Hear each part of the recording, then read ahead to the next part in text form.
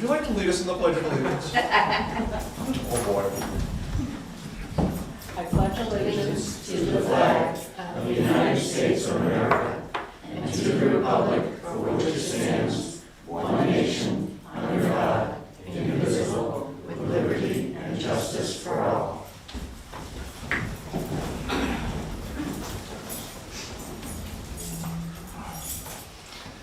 All right.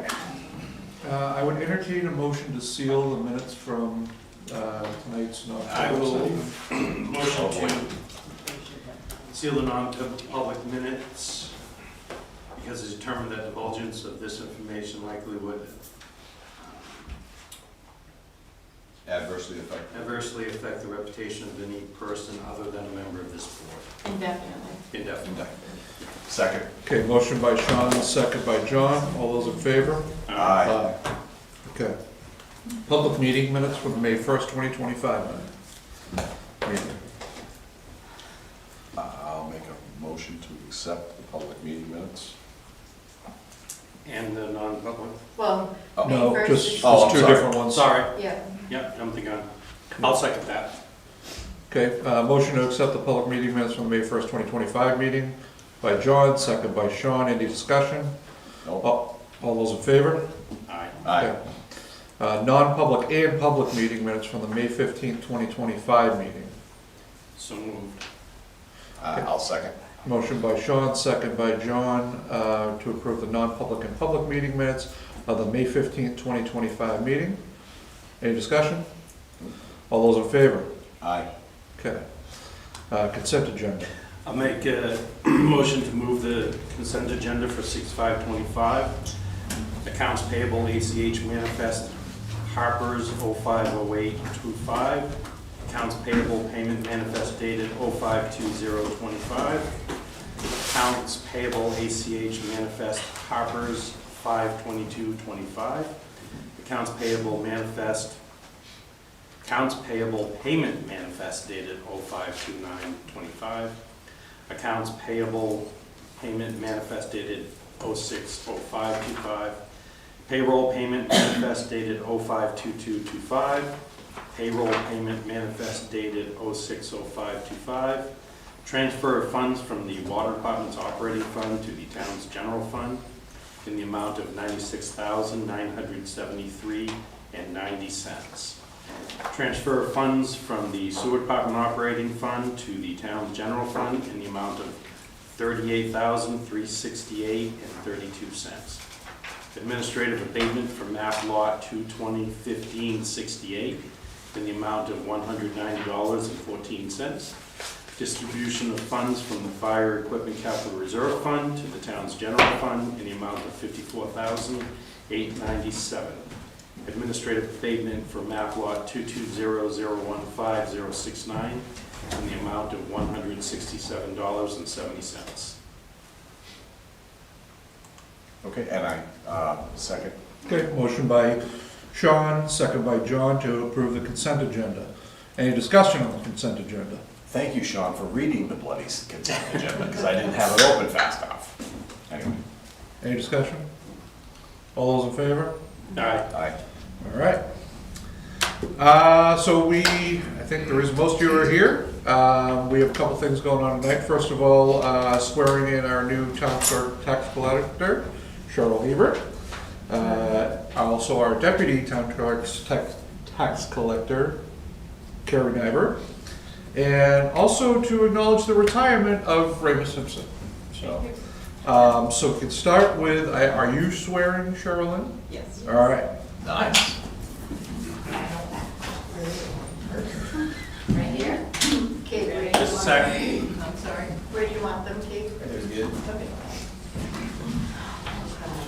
I know.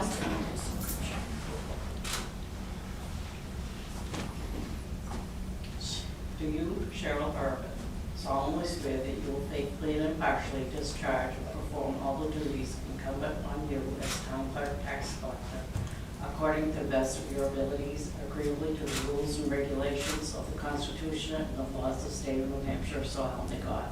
I do.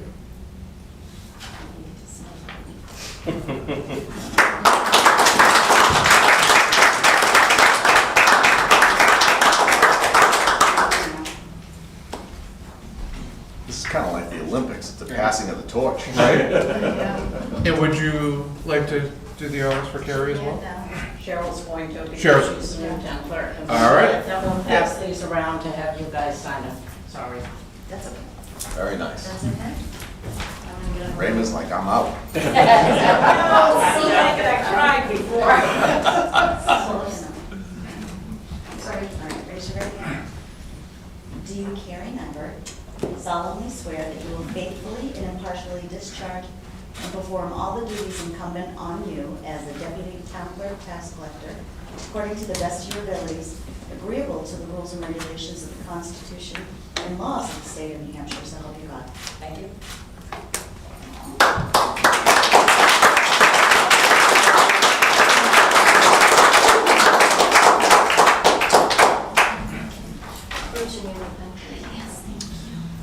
So for those of you that don't know, Carrie is Brandon's daughter, so this is Right.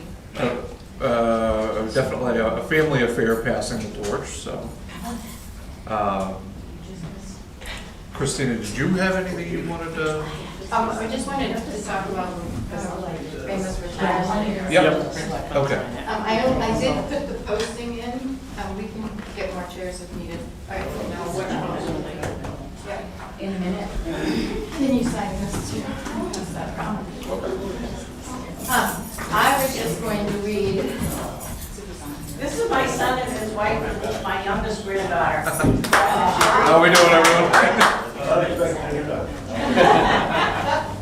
so I just wanted to read what we put on Yeah. the website because I wanted people to know that we did announce the retirement. You did it. We did announce the retirement of town clerk tax collector Rayma. She's my other mother, so after 30 years, her service, she retired effective May 30th.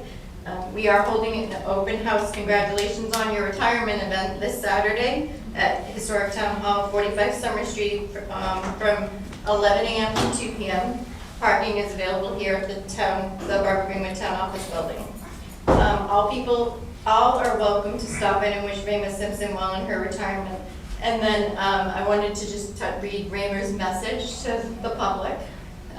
We posted it on the doors, we posted it on the website, and we posted it on Facebook page. So, so as I leave to embark on a journey of retirement, I could not leave without thanking all of you for making my job a pleasure. It has been a privilege to serve you for the past 30 years. I am aware that not many people can state that they truly love the work they do and the job they are in, but I was one of those fortunate enough to do so, and you all made it possible. In the future, as I reflect on my years spent as your town clerk tax collector, I will cherish the memories we have shared. For you were not only my customers, but you were also my friends. And then she announces Cheryl and Carrie, so I won't read that because she started it.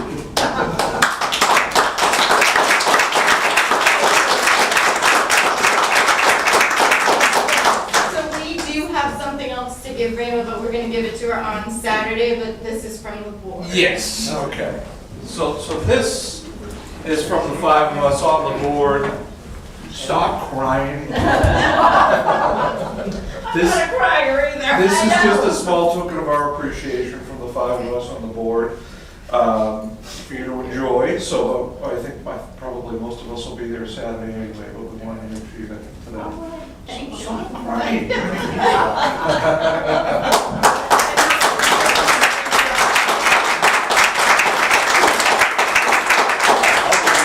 I just, quick clarification, you're still going to be my Mrs. Claus, right? Oh, she needs to be. And Raymond, you did such a great job in the video too, like you and Bruce. Thank you. Thank you. Congratulations. Thank you.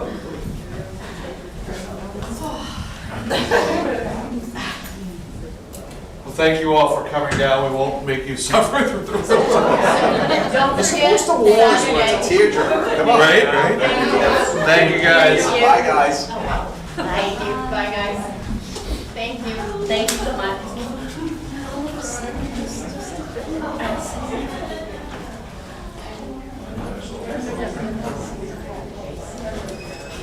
Okay. before us, fire department updates. So job descriptions is the first on his list. They are, I'm passing to John. There's a motion in your folder too, depending on if you're ready to approve them all, but I'll turn it over to Ben in case he wants to touch base on them. So job descriptions, it's the majority of it's housekeeping. Obviously, like a month or two ago, when we made the adjustments to the part-time and call pay rates, it moved their labor grades. So 85% of this is just those call and part-time job descriptions now reflect what labor grade they're actually in, and there's no other changes to them.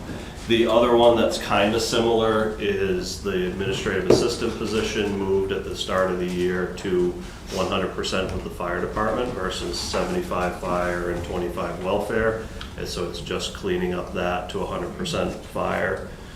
And then the last kind of sub-item is reclassifying the Kelly Day firefighter to a career lieutenant job description.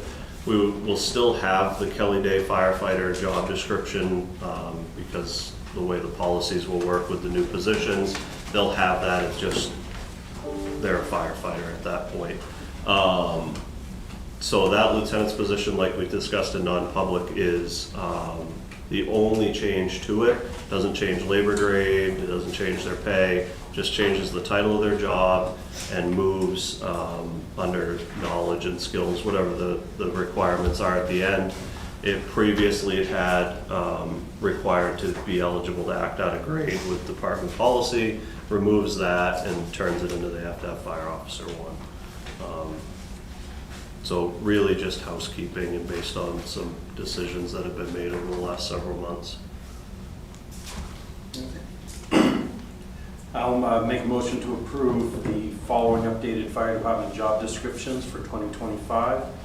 Administrative assistant, call advanced EMT, call EMT, call firefighter advanced EMT, call firefighter EMT, call firefighter paramedic, call lieutenant, career firefighter Kelly Day, call paramedic, career lieutenant, junior firefighter, and call deputy fire chief.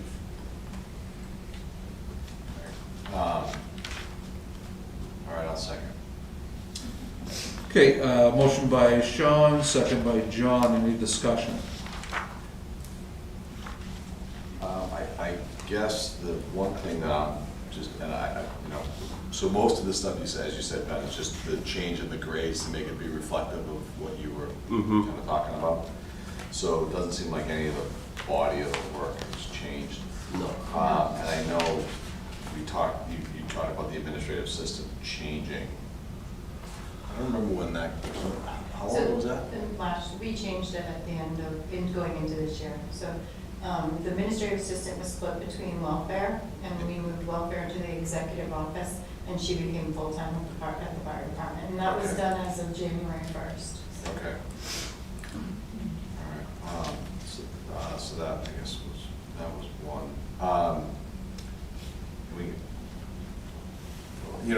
I'll save my other comments for after this, because I got something else about just sort of hours and stuff like that, but that's not relevant to the job. Okay, descriptions. all right, so any other discussion? All those in favor? Aye. Aye. Opposed? All right. Training agreement. Yeah, so we discussed this a while back, that one of the firefighters is willing to go to paramedic school, and there's a good opportunity with some tuition assistance at the tech that still exists. It's either ARPA funds / Senator Shaheen money that was received for tuition assistance for paramedic training. So it makes that class very affordable. This is a training agreement. Again, we've had it with a number of employees and has been successful, one retaining employees, and in the one case that we did not retain the employee for the full term, they paid out the balance of what was owed. So the liquidated damages total, which is kind of the big one, came out to $32,400. The exact number was maybe $32,400 and some odd dollars. then it created a weird per month number. So I changed it back to 900. It kept it within $100 of what the actual value is. So the actual value is based on what we're paying toward tuition, which is roughly $7,500. There's, once out of a 3-week rotation, 1 day a week his class will fall on his shift assignment, so we'll have to cover him during that. So it accommodates or it accounts for that cost of coverage, and then it provides basically 10 hours a week while he's in his clinicals. The goal being to do most of your clinical time, you're doing the minimum of 20, usually closer to 40 hours a week worth of clinicals to meet those, to satisfy those requirements, but it provides 10 hours so that if he has to. The Lakes Region program, the preceptor sites that they have, most of them require you to work with a specific individual. So if he ends up with a certain captain from Tilton or Concord or wherever, he'll have to work alongside his shifts. It used to be easier when you could just go to a department and work with any preceptor you wanted to. You could, I got Thursday, Friday off this week, that's when I'll do it. It's not the same anymore. If it just so happens that one weekday is Wednesday, that's the day he's got to go do it. So we'd have to find him coverage for that period of time.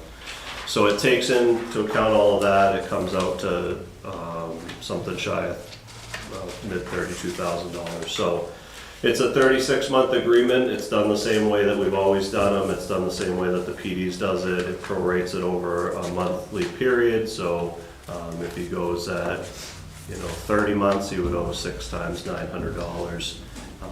And then obviously if he works that 3 years, then he can make his decisions on whether he'd like to stay with Bristol Fire, hopefully, or if he wants to move on to some other opportunity, then he'd be free to do that. Any questions for the chief? I guess I'm still just trying to understand sort of 2 things when it comes to this. There's continuing education for just individuals, because I think that's the world we live in today requires everybody to be lifelong learners, right? Then there's the training and what we require as a town, right? For the training that we're helping sort of like, deal with here and whatnot, do you feel like what's our capacity? Like, do we need, like, how many of what type of like those job descriptions are our true targets? So the general goal, right, so we have a paramedic license for the state of New Hampshire. Yeah. So that's what our, transport license is based on. That's what our inspections are done against for our ambulances. Yeah. A paramedic license in the state of New Hampshire just says that the majority of the time you have a paramedic on. So our goal historically has been, and we've been able to meet it through the years most of the time, is that you have at least a paramedic assigned to every shift. Okay. So by having a paramedic assigned to every shift, you still kind of fall into some cracks, right? If I was the paramedic on that shift and I took a vacation day, in all likelihood at the time when I was on shift, it was one of the other 2 captains that were covering it, and they weren't medics. So you maybe didn't have a medic on that day. Yeah. Kelly days were always that way. If the medic was on their Kelly day, then whoever the coverage was, 99% Sorry, I of don't the time understand what was. Kelly Day is. So a Kelly day it's part of the shift rotation. So in order to keep it at 48 hours a week, right, if we work 24 on, 48 off. Yeah. You would have a week where you'd work 72 hours in that pay week. Okay. So at Kelly Day, it's named after an old Chicago mayor back Okay. in the early 1900s. Okay. They take a day off, right, to keep them at 48 hours for that week. So the way we run it is it's currently Sunday to Wednesday, right? And then now Lieutenant O'Neill works in that shift to meet those requirements. So Okay. previous to him filling that, it was generally a member of the call department, part-time staff, whatever. It usually wasn't a paramedic. So if it's my Kelly day, man, there's no medic on for that 24-hour shift.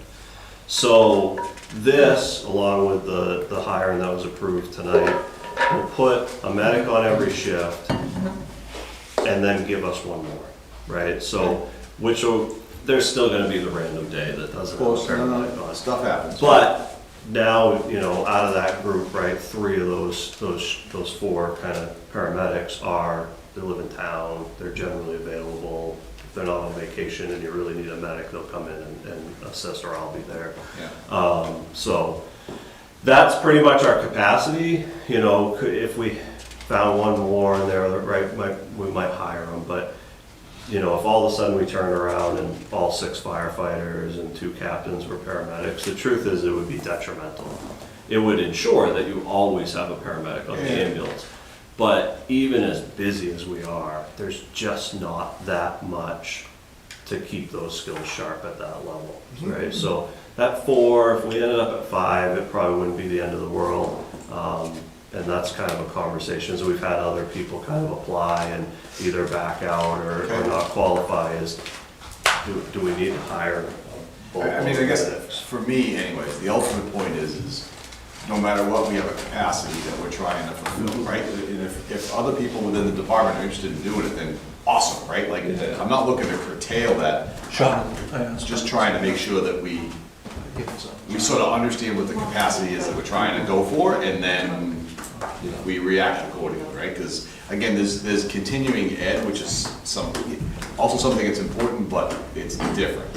You know, part of the other reason why I ended up bringing it up, and Sean and Scott got to listen to me last weekend, I started getting texts from a resident over, they were trying to get I think in contact with somebody at the fire department because they were having an incident at home.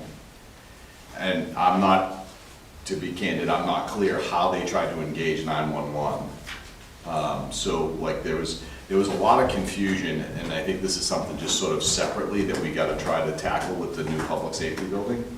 And that's sort of why I was asking about the administrative assistant piece. Like, what are our hours? What are the expectations people should have around what happens at that building? Right, when they try to run in the front door of that building or not run in the front door of that building. You know, because right now, from my perspective, I don't feel like we communicate well enough with the community around what our hours and what people should expect when they go through that front door. I think there's an interpretation of when you guys were in separate buildings, police and fire, that they had one set of experiences. That's sort of the feedback that I got over the weekend. But you know, so sort of generically, I'd like to see us figure out how we make sure we're communicative around. This is when there's somebody at the window. This is when there isn't somebody at the window. This is what you should expect if you go running in the front door. This is what you shouldn't expect when you go running in the front door. I mean, you know, you call any doctor's office today, the first thing they all say is, please call 911. Like, please don't call me with a problem. Like, call 911, right? I kind of feel like we got to figure out how to communicate with folks, and we can get into all. So do you want? I just want to guys get can really go ahead. So the communications there, probably, you know, the administrative assistant hours hadn't been updated, you know, since we moved, but it's not too much more time, to be honest with you. There's only 5 hours a week she was at welfare, so it adds like an hour a day. You know, so that's one that certainly I'll check the website either later tonight or tomorrow morning and make sure that's updated. But I also want to see it. I mean, we can talk about it more later, but you know, I'd like to see us make sure we also post it in the building. I know I've gone in there in the middle of the day and not seen anybody on either side. Right? Sure. So, and there's been a million great reasons why that's the case. All I'm saying is from a community perspective, we just got to figure out how we keep everybody on the same page. Because they look at that building, there's a lot of people in town who look at that building differently. You know what I mean? yeah, and that's understandable. So I just, as far as our side in particular, our side's fairly well signed as far as communicating, you know, how to get a hold of somebody. And the fact that even by picking up that phone, you may not get somebody. So especially now, especially right now, because this new staffing model hasn't started. The administrative assistant by job description is an EMS provider and is generally on the second ambulance when it goes out. So that's one. During the daytime, if there's a second EMS call, nobody's gonna answer that phone. And and that's well signed, you know. Could it be better? Sure, we've talked about it, but how many sides? Chief, I'm not suggesting we do it, and I'm not suggesting that we behave in the case of calls differently. I'm not suggesting that. What I'm suggesting is we're trying to figure out how we make sure the community is well understood as Yeah. to who's gonna be there, when they're there, and when they're not there, what do they do? One thing I want to add into this is you had mentioned, when can I go running in the door? Nobody should be going and running in the door. If you're running the door, it's an emergency, and if it's an emergency, you should be calling 911. 911. So there's emergency and non-emergency, which people have different interpretations of what's what, but if you have an emergency, no matter where you are, you call 911, period. Yep. You don't go rushing to the fire station, whether it's here or Bridgewater or New Hampton or anything. Then there's your non-emergency number, which can be accessed during normal business hours. Normal business hours, which I don't have the website in front of me, they should be posted on the website. Maybe there should be a sign in the window, here's what our normal business hours are, unless we're on an emergency call. It's emergency services, it is what it is. Yep. So, there's no. I completely agree with everything you're saying, Rob. Yeah. I'm just saying, I think we have an opportunity to improve how we make sure the community understands. While we're on video, to back up what Rob said, it's the most fascinating thing in the world, to be honest with you, that I talk to a lot of fire chiefs, I talk to a lot of people in the public safety sector. There is a ridiculous amount of emergency calls or people that come to the fire station, and it just adds time and a potential opportunity for you to fail to get in contact with us. If you Yeah. have an emergency, even if you don't Just think it's the call biggest 911. emergency, Yes. call 911. They will get it to us, regardless of where we're at, as far as transports go, or out training, or, upstairs, downstairs, whatever happens. It's outrageous, talking to other chiefs and that's great that people feel like they can reach out to us, but please understand, call 911. If you need a fire truck, you need an ambulance, or you think you need a fire truck or an ambulance, you gotta call 911. It just adds too much, whether it's something on fire or heart attack or whatever. Time is tissue, time is building construction. That's the best way to access that. There's nobody in the state that sees the number of direct calls that we do. I guarantee it, anybody that I've talked to. Until you've been in that situation, it's insane. Yeah. No, listen, again, I completely agree with that. I think And just it may wanna not see be us the try to case you're figure it out. talking about, it's a good opportunity to highlight it while No, I everyone's mean, here on video. call any doctor, any doctor today. I don't care if you call a podiatrist, my foot's All right, let's sore. not get too far off track here. Call 911. I agree with you, but. Yes. All right, So the agreement needs to be signed by the chair, so when you motion, if you agree with the training agreement, it needs to be the chair that signs. yeah, so that needs to be mentioned. Okay.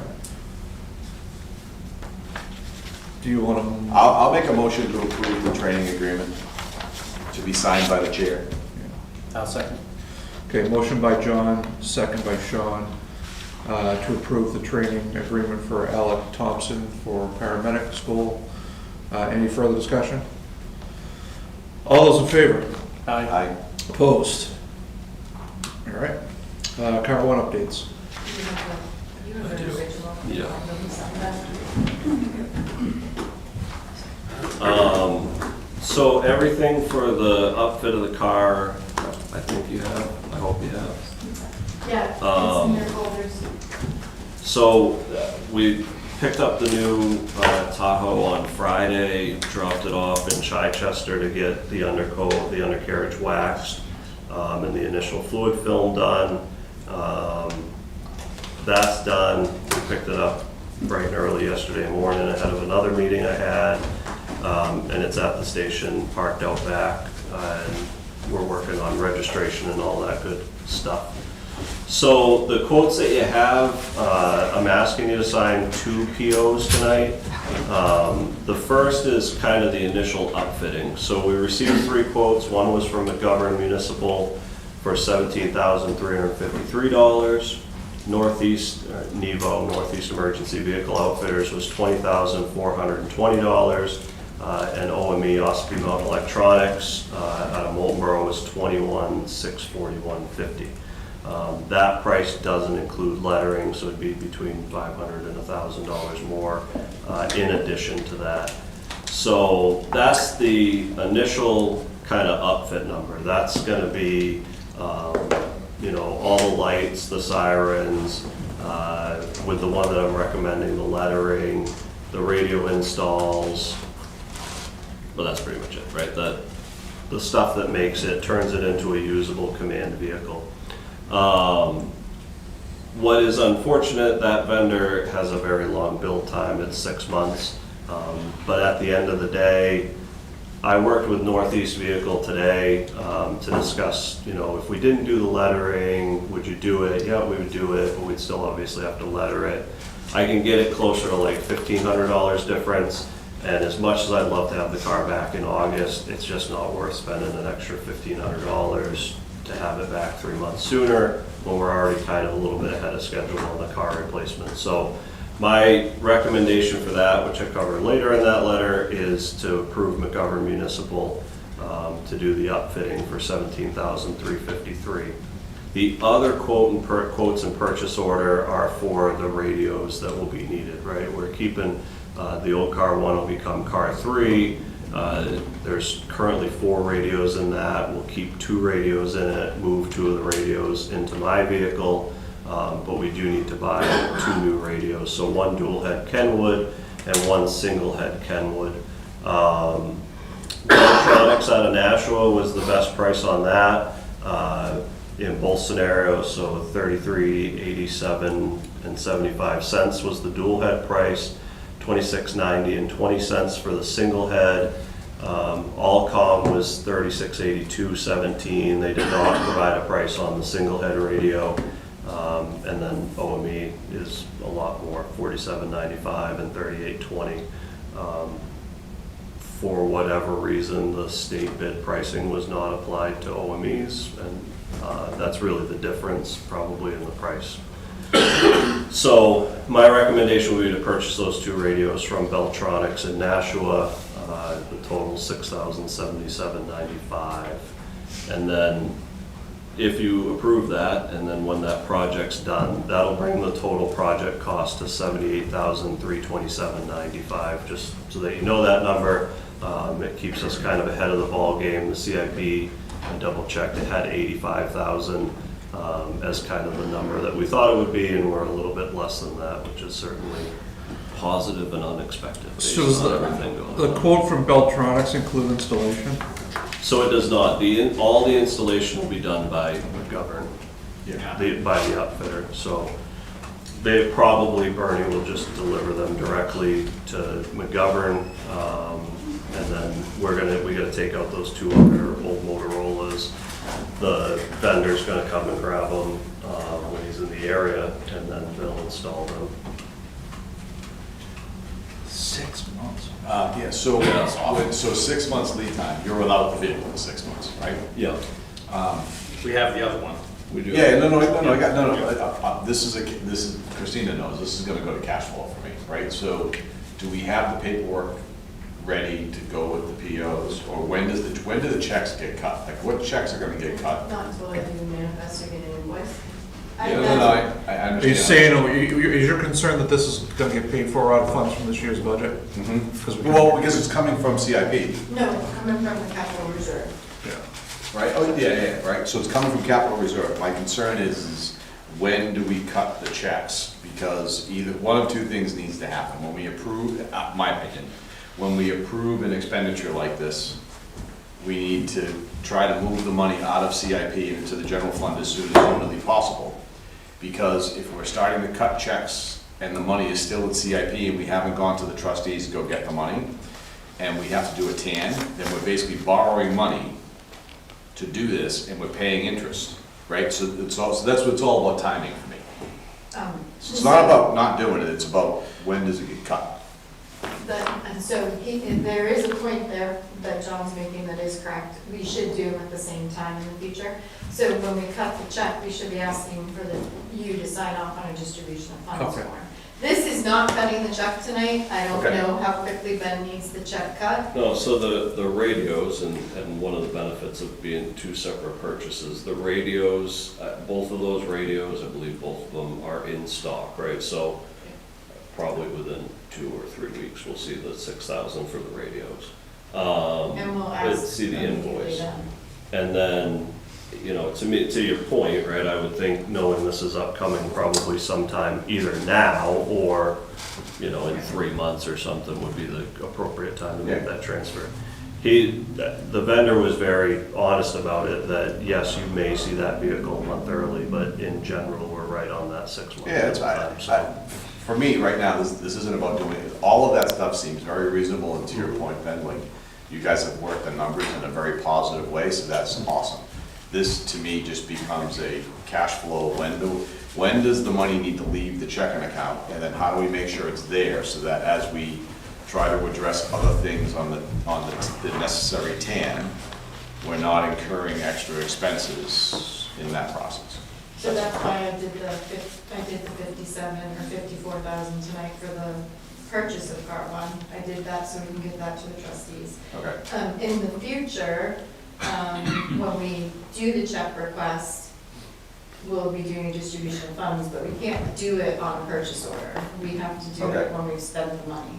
So, in the future, you'll get them, it'll hit the manifest, and you'll get a distribution of funds request. That's the best way to do it in the future. Okay. So, Awesome. All Okay. right. I'm good. Do we have purchase orders? Yep.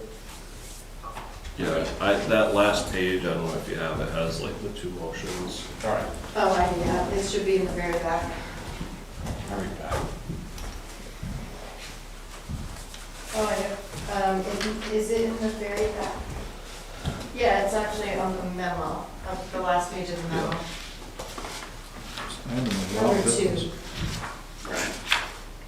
All right, I'll make a motion to approve purchase order 04746 for McGovern Municipal HQ to provide the upfitting of the new car one in the amount of $17,353 and authorize the town administrator to sign. Okay. Do a second? Yep, I'll second. Okay, a motion to approve purchase order number 04786 by Sean, second by John. Any discussion? All those in favor? Aye. Okay, next. Make a motion to approve purchase order 004747 for Beltronics to provide 1 Kenwood dual head radio and 1 Kenwood single head radio for the new car one in the amount of $6,077.95, with the funds to come from the fire department equipment capital reserve. And to authorize the town administrator to sign. There you go. And I'll second.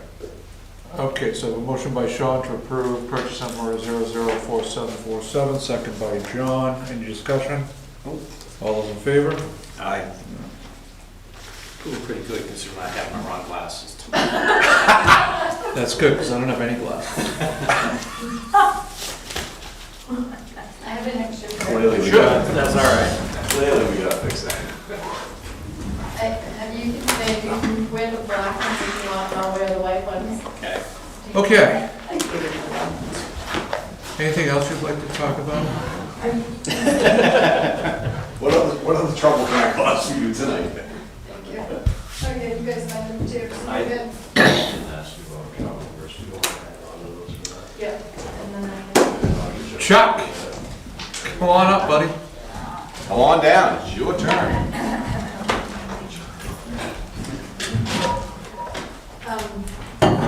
so Chuck's stuff is in your folders as well. You're gonna see them under 9, 10, and 11.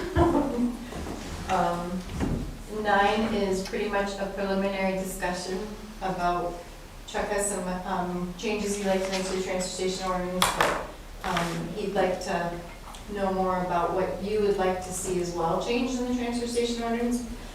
He has some suggestions also before he makes changes or does some work on it and that you may not support. We thought it would be a good conversation. But if you wanted to look at the ordinance, it's under 9 and the fee schedule, so they're together under number 9. And then I'll turn it over and let you.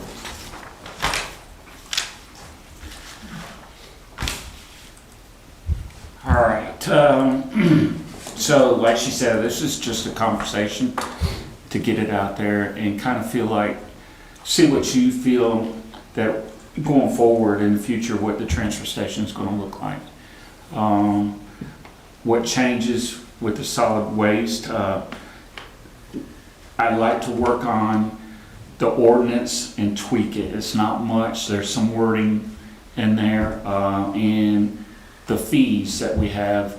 I've started an Excel sheet of all the towns around and see what they're charging, and then what we charge already, and then what NRRA is what it cost us.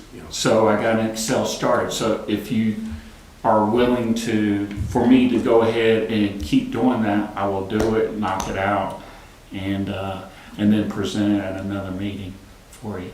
And the reason behind that is, as Sean knows, we've had some issues in the past with, say, our mattresses and stuff like that. And the wording in here, in the fees, is strict or not strict. And so over the years, mattresses were just springs, and then a cover over it. But now they've changed over the years that they have different wood and all kinds of stuff. So we need to look at that and see because we could take springs, if they tear it apart, we can take springs and throw it into the metal, and then the wrapping, we just throw it in the solid waste in the compactor.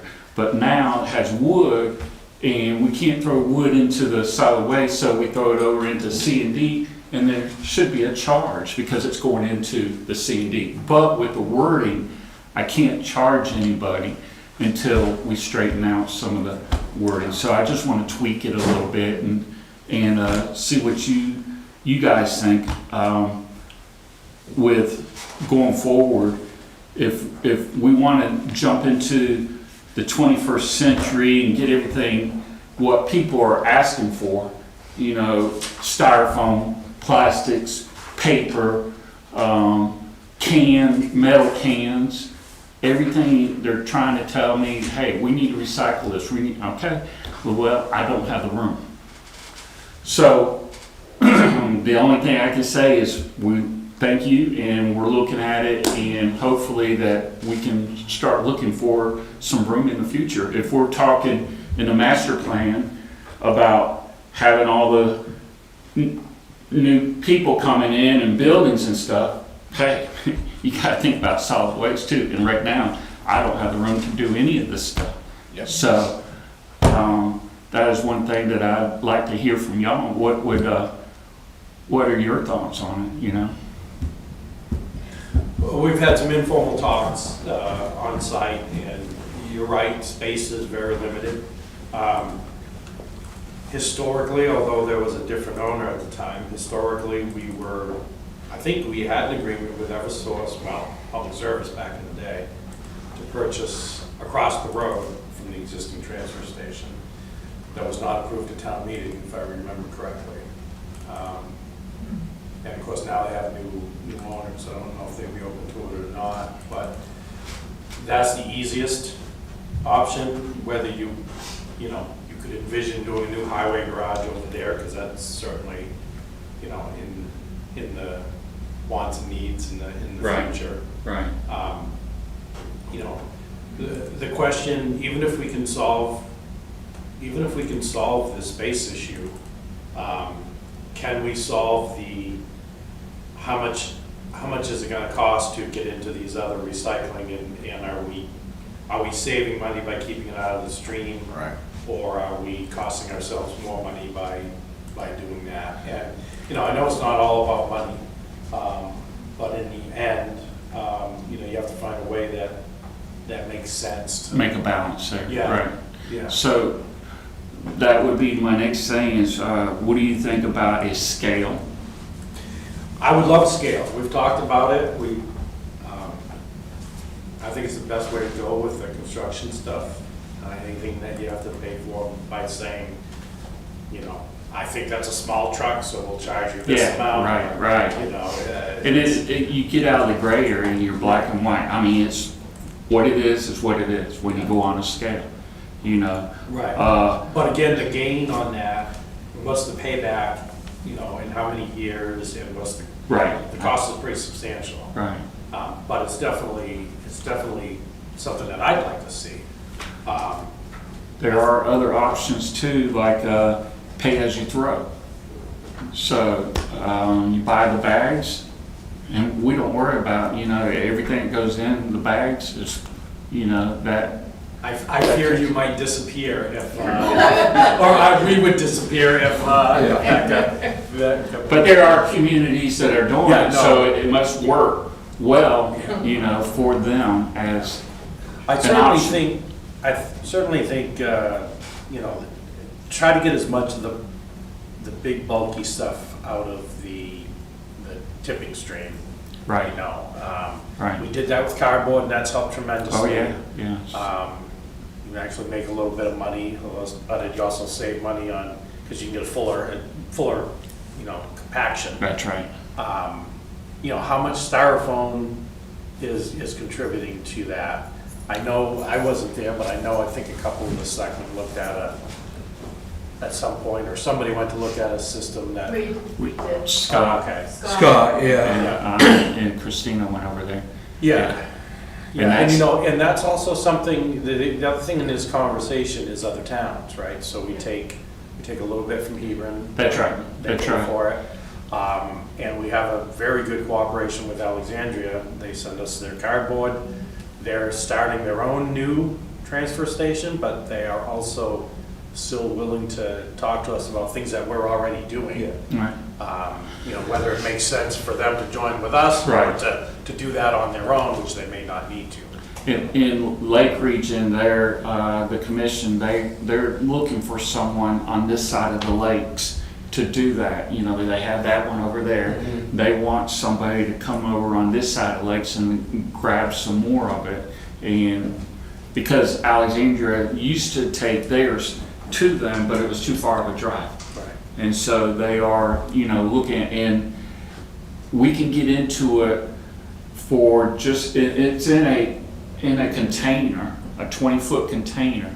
And I think the cost of it for just a container to do it is $80,000 What's that for? for the This foam, machine. The styrofoam, yeah. for styrofoam. Yeah. There's a machine included. Yeah. Yeah, Yeah, the machine and everything, $80,000. it's all contained in this container. And, but then they also added more, longer containers, 40-foot containers, so they can store it in, they're from the other communities until they can work it into, Right. getting rid of it, so, There are grants too. We talked to Lakes Region Planning Commission and they were willing to, when we did the site visit, they were willing to write the grant for us. that's right. I'm not speaking for the board, but personally, what I would say is if you, I would want to know as a selectman that you are out there looking at those options, and if you feel like there is something that fits in, then yeah, bring it to us, we'll talk about it. I don't know that we can sit here tonight and say, you need to do this and you need to do that. Right. But I like the forethought on the matter, and that's nice to see. But again, I think you're right, it comes down to space. Right. So, I can work into right now, I got plans, I can get the foam diversifier. If we can get it, I got room for that, and that's about it. right, But again, Matt, who is with the planning commission or Lake Region, he writes all the yep, funds, so he will do the grants. He got both grants and was all paid for them over there In Guilford. in Guilford, That's right? where we went. So, We had talked about bringing Matt in for a presentation to the board. Yeah. So we can do that at one of the next upcoming meetings, if that works for the board. I guess there are a couple of thoughts that come to mind, right? So it goes along the same lines of the similar conversation we had the other day, Christina. We're gonna do something new. How does that impact what our requirements are? So our requirements of the transfer station today is to take basically residential trash, right, from the homes, be able to dispose of it and whatnot. We have some recycling today. So step one in my head is, do our requirements change under any of that? And then, if you want to bring in styrofoam or whatever recycling perspective? What does that do to our operations? Do we need additional staff? Is there additional training? And then what happens to our, from a budgetary perspective, right? Chuck, I'm super happy when you say things like, okay, I've got a sheet where I'm starting to do the comparisons, right? Because pretty much very consistently, I want to know the same thing, like what other towns are we like? I have, and I've heard this from many people, but I personally have concerns over we're a community of 3,000 year-round residents. Yes, we balloon in the summertime to a bunch of folks, 6,000, 7,000 people.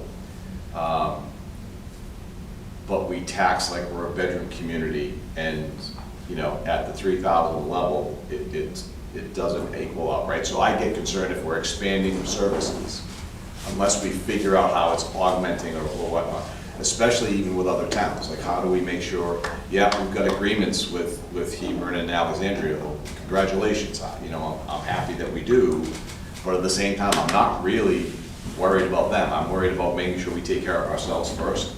If we have capacity without adding cost, then that's a different conversation. If adding capacity or adding a service adds cost to Bristol, there's no way, it doesn't make, like off the cuff, that doesn't make a lot of sense to me.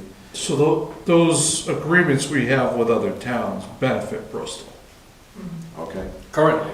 Currently, yes. Like, we have no Especially- business being in especially- any of those agreements if they're not beneficial. Especially Hebron. Yeah. So I agree with that too, but sometimes I think when you look at the overall budget, and again, comparison of size and other communities do similar things, like, we spend a pretty significant amount of money in a lot of different areas, right? So that's ultimately what I'm worried about. So this isn't a saying we're doing the wrong thing, it's more of a, as we start to talk about, we want to expand or add a service, those are the things that come to mind. It's, what does it do to our requirements? What does it do to our staff, personnel, how do we deal with it? And then what does it do to our bottom line? Gotcha. Right? Yeah. When I look at the ordinance and some of the things you want to update, I think that that's perfectly fine, right? Because I know I've gone down with sometimes electronics, right? And just trying to make sure we properly take care of a fee or whatever, you know what I mean? So like, I think there's a lot of little things that probably, over the years, I mean, they were last, updated I think 21. 21, So checking those things out every few years is definitely not a bad thing. I Yeah. think, and I want to say, I think mostly that was mostly updating fees. I don't think we changed a lot of the, We changed the whole ordinance. in We did? 2021. oh, well, I guess I must have been sleeping that meeting, It was sorry. in the warrant, I Yeah. believe, because that's how we had to do it. Oh, because we were changing, because it involved the money, or? No, there's some, I have to double check this too. We may still have to do it in the warrant, but Yeah. at least if we, because there are certain ordinances that have to be updated through the Oh. warrant articles, Interesting. and there are Yeah. certain ordinances you just update with a public hearing through the Yeah. select board. So. Yeah, from my perspective, and I appreciate you being proactive and doing Oh, that. 100%. Don't get discouraged if you come in here and we shut something down. I'll say that up front, because that's a common thing with anyone. People get enthusiastic about something and they come in with it, and then the board says, no, we don't want to do that. Don't get discouraged with that. I guess the way I look at it, and the way I hope you can look at it too, is there's a few different things. Number one, what's the financial impact on the town? How at the end user, the taxpayer's dollar?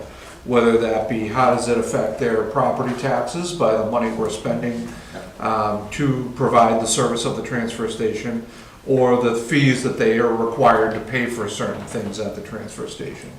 And that kind of goes into, we're running out of space, obviously we discussed that, and then the more we take on, the more manpower intensive that becomes.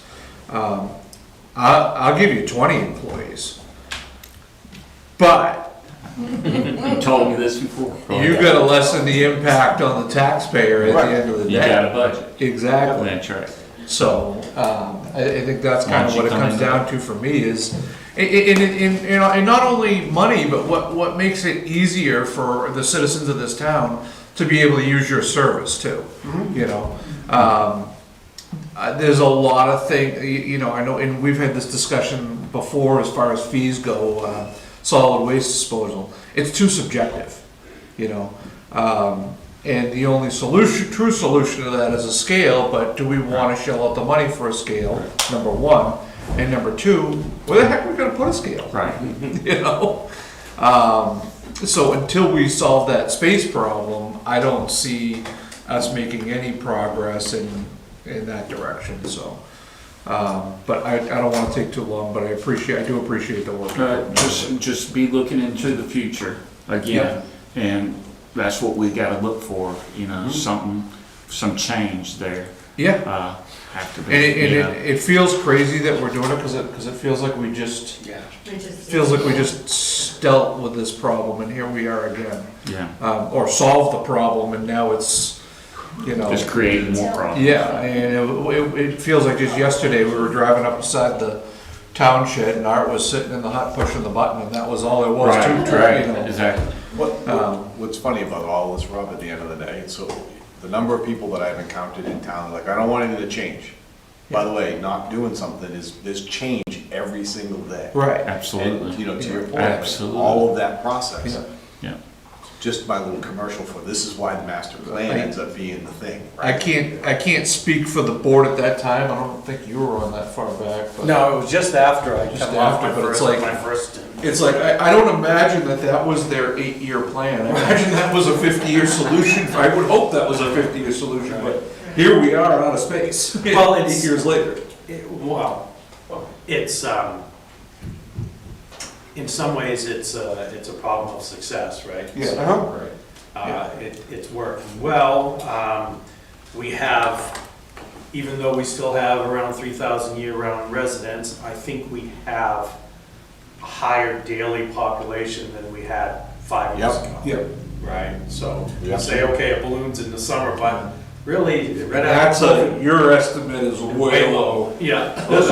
All good. You're probably 10 to Uh, 15,000 some weekends. Well, Yeah, one- so I think I think we got a lot more waste than we did. Oh, 5 yeah, years ago. well, that's another thing, we're running into issues right now with, people going online and saying that they'll take other people's garbage, come pick it up. Yeah, And yeah. in the community, and then they throw some communities out there, and I've even spoke to one of them, and he come right up to the transfer station. I said, look, the only thing you can do is bring your trash. You cannot go pick up other people's trash, because that would be a contractor. Because And- we talked about that, have you run into that? Yeah, oh yeah, I'm still running, and it's hard to stop, Yeah. and that's what Because we're. I, out of curiosity, when I saw one of those posted, said, where are you taking it? That's right. And there was I'm taking it to Casella, or I'm taking it to Witcher. And then I just keep an eye out for this. That's right, I spoke. Taxpayers shouldn't be paying for somebody else to profit off. He come right up, and he was a young guy, and he didn't realize, Yeah. and so I told him how it worked, and he hasn't come into the transfer station, keep an eye, but there's other ones that have, and I'm sitting there saying, okay, we're gonna have to tweak our ordinance to say, because right now it says 1 ton daily, Yeah. 2 cubic yards. What's 2 cubic yards? Okay, I didn't. How do you measure that? I didn't even know that. 'Cause I Yeah, wanted so you to- count, so I'm looking at a 1 ton dump, but 'Cause I there's can- more than that. I can So there was a On certain- flatbed tow truck in there last weekend on Saturday. Well, now I don't, it could very well be all there. Yeah, so that's why I said it's a very big issue that we're taking on more Thing is, trash. Right, like one's volume, one's not, right? So Yeah. 1 ton, right? So the whole 2 cubic yards ends up meaning they gotta run around with a two-pack. And the other thing, is, I know there's a huge demand, having spoken to a couple people in the area that do cleaning, particularly on short-term rentals, for disposal of that trash.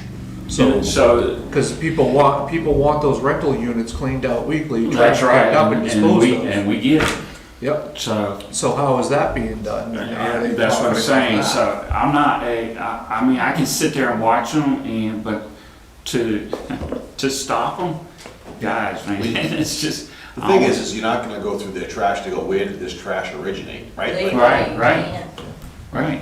so it becomes a thing. All right, Anyway, so, Also, So I you just wanna know wanted whether- you to see something. yeah. There's also I wanted to say this too, is Yeah. we have our composting bins.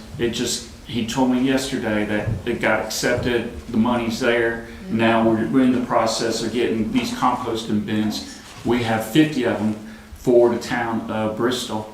So he's already done a survey with people that came through the transfer station, if they wanted one, or, he had a certain survey, and they gave the address, telephone number. So we will start that soon, okay? So that's something also. We applied for the grant last year. Yeah, that was all grant money, wasn't nothing taxpayers had to pay for. All right, what do you got here? All right, so we have a recycle card, and what we're doing is we just printed them off. I just had Ashley send it off to, what's the name of the company? Sustainability? No, the Oh, Vistaprint? Vistaprint, and she printed off 200 of them, and so we're gonna put them right here at the town office and down there at the transfer station to hand out to people. So it tells everything about what we are recycling and let people know the hours and everything too. So- Is that something in the future we could potentially include in tax bills? tax bills are mailed out of Maine. Oh, really? Okay, all right. But we I'm just trying to think of- water bills.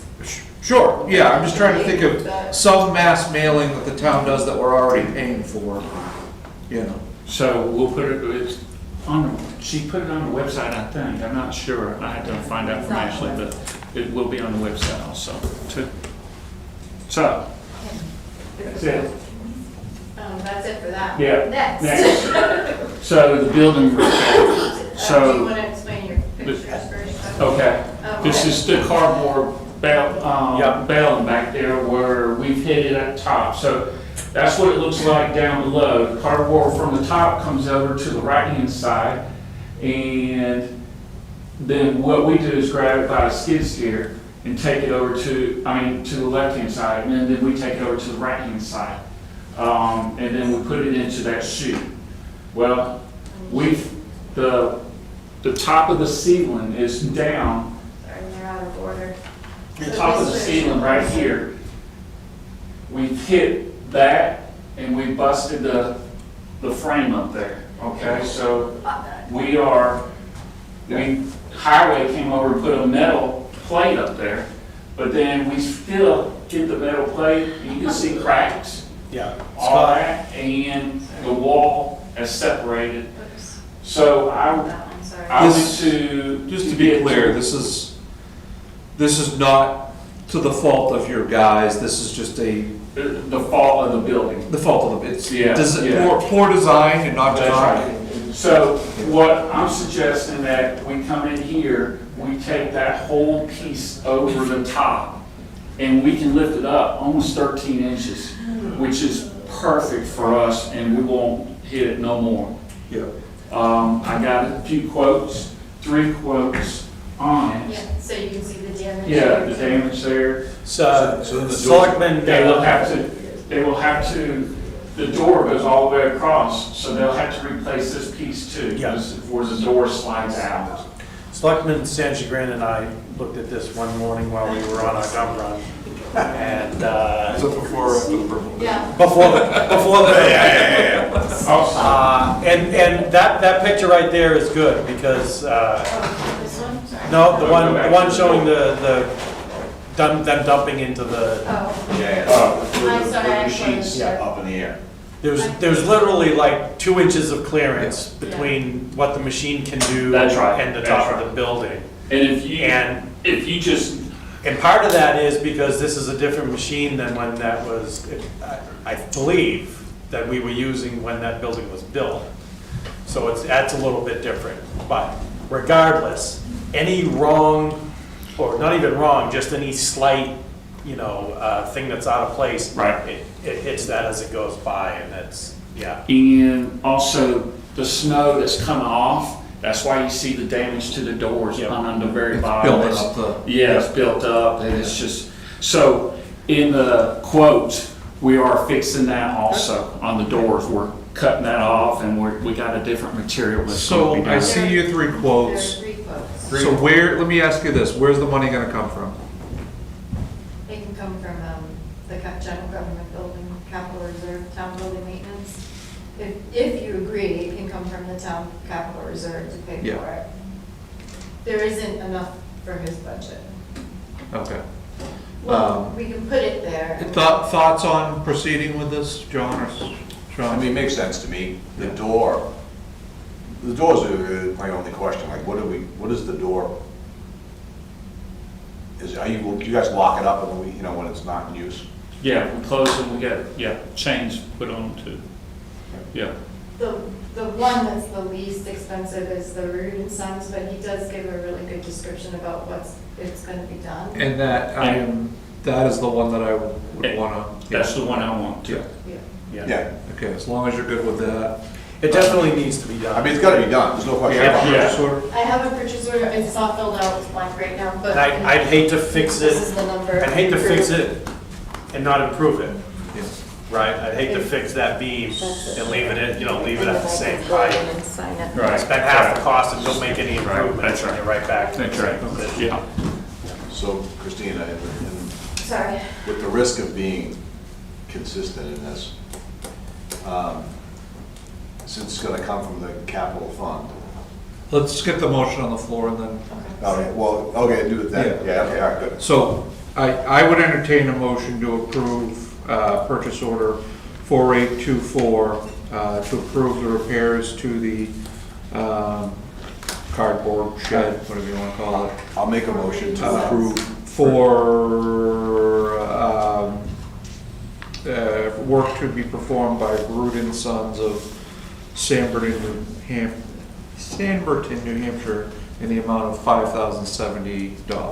Okay. So I'll make a motion to approve purchase order 482. Oh, yeah. Yeah, just so moved is good. All right, okay, All good. right. Second. All right, so motion by John, second by Sean. I was trying to remember it all. No, you don't, yeah. I was like, wait a minute, hold on, how much did he say, $5,000? I was trying to make it easy and then I made it harder. Yeah, that's okay, I did it on my own. So the question, Christina, is, since it's coming from the capital fund, back to the previous discussion, when are we able to move the funding over, and then does it put us from a... So depending on when we get this process started, we get the check cut, I'll be able to move the funding, I'll be able to request the funding at the same time. Okay. So that, again, that's the game plan going forward. In the past, we haven't been doing that. We cut the check and then weeks later, Yeah. or a week, 2 weeks later, when we meet again, we ask you for the money from the fund. So we're gonna try to put them hand in hand going forward. And before we vote, just housekeeping that Christina be approved to sign the purchase order. Yep. Any other discussion? No, I think it's well needed. Yeah. All those in favor? Aye. Aye. Aye. Opposed? All right. So we'll just pass that back. We don't need to get signed. Yeah, I'll take it. Yeah, Sorry. I got it.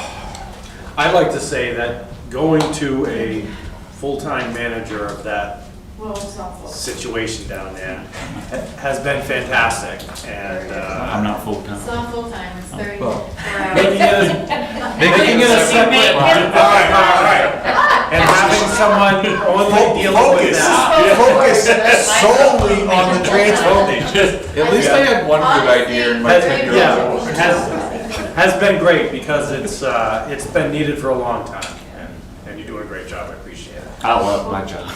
I'm gonna throw something out for budget season, we should probably talk about it, because he's doing way more than probably what he's telling us he's doing for hours. Okay. So, We'll he- keep he's that- doing a great job. Yes, All right. I would concur. Last thing is hazardous waste day, Yep. August 28th, on a Thursday, 2 to 6. We're changing it up, and it's gonna be at the transfer station, not at the high school. Okay. So, I met with them, today is what, Thursday? I met with them yesterday, with your Debbie and Matt Rose, who is over the Plan Commission, with hazardous waste. And we walked the facility, we got it all ready. We're going, instead of going normal traffic pattern, we're reversing it. And that's going to get the people in 3 lines. Yeah. And they can do the survey, we'll put cones out where they need to stop, try to get them off from going way back down past the Yeah. ball field and out to the highway. We're gonna turn it around and get 3 lines going in, and then bring it down to 1 line right in front of them. And they're gonna have their container up near my ramp that I do cardboard up there. Yeah, So, yeah. they're good We'll with have it. volunteers to take care of traffic control and everything. Well, that's what we're at. We're hoping that people watching Yeah, will. we need about 10 volunteers. Janet, she's one of them, so she does a good job. Our committee will step up. Yeah, Sustainable Committee helps out a lot with us, so,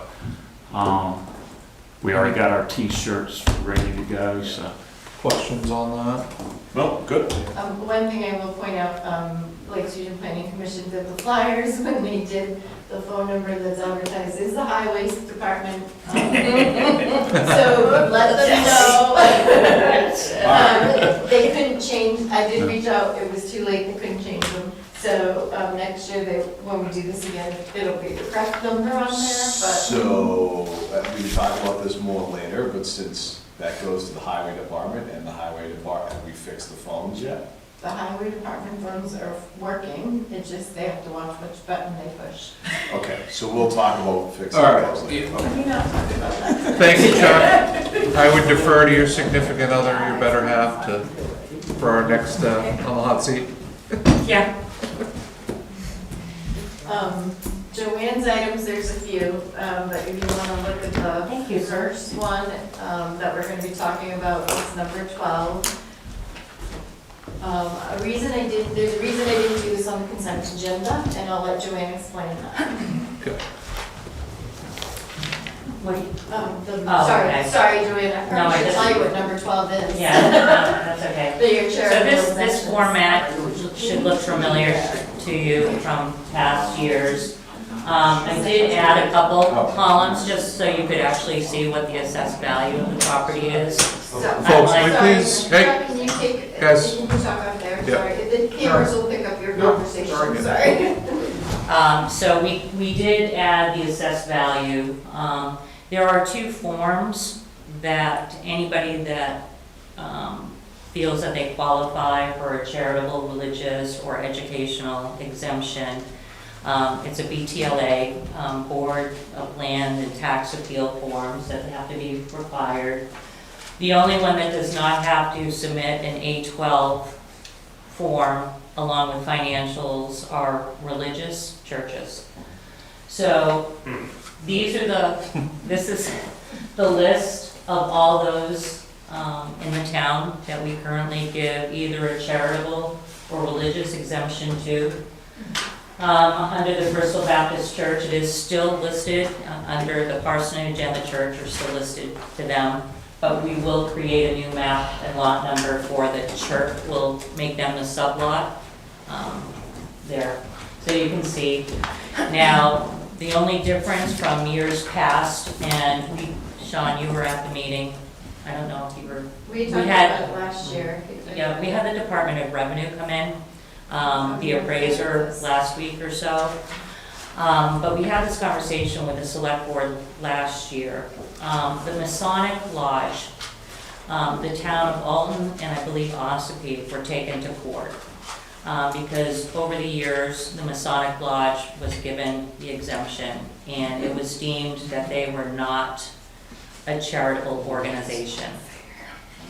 So the Department of Revenue appraiser Vicki Ayers and our town's assessor Mandy Irving, last year Mandy wrote a memo to the select board recommending us to remove that exemption, but the board at that time opted to keep it. We chose, sorry to interrupt you, we chose to keep it for the rest of the year to give them time to supply the information. They didn't. That they needed to. This year, they've not supplied any of their information, so the exemption has fallen off. So they'll get a tax bill, Yeah. so. How does Midstate, Well, that's a whole other court case too. Midstate claims a certain percentage of charitable nonprofit. Right. It's a very small percentage, but Plymouth got taken to court, so based on the Plymouth court case, because Mid-State's in Plymouth, we are following Plymouth, and we've kept them on. Mid-State won that case? Mid-State one on Plymouth. Mid-State also does a lot more business in Plymouth, I think, at the time. Yeah. So it might be something that can be revisited in the future, but right now they do qualify. And I would also question that NANA is no longer a local organization, it's a regional organization. Yeah, as long as they're It doesn't matter. it doesn't matter. Yeah. So I, Which we should change the name, sorry, that's right. It's like, yeah, Lakes Region Visiting Nurses, I think. So we obviously re-review this, we have our town's assessor review it, and then the DRA will come in and do a town's assessment on this, to make sure we've got all the proper documentation and everything to be granting these. So that's this one. so we bring them to the board, that's the memo before you to approve every year, but usually we just do that on your consent agenda, but because of the issue with the Masons, we wanted to make sure that you understood that they were gonna get a tax bill. Yep. So a couple of quick questions. The assessed values, when we look at the town report and we show our assessed value as a community, it's like 540 They million. are in there. Is that, they're included in that total? No. Oh, they're not They included in are that not, No. they're total? exempt. All right. So these are exempt, we have an assessed value, sorry. Right, do you wanna- no. I jumped in, No, sorry. that's Joanne. okay. They are exempt, but this is what their assessed value. I was just trying to, Yeah. in my head, But I it's was not trying in to work the value out like for what the town. percentage of the community is represented here, right? Like Yeah. in a Yeah. dollar value?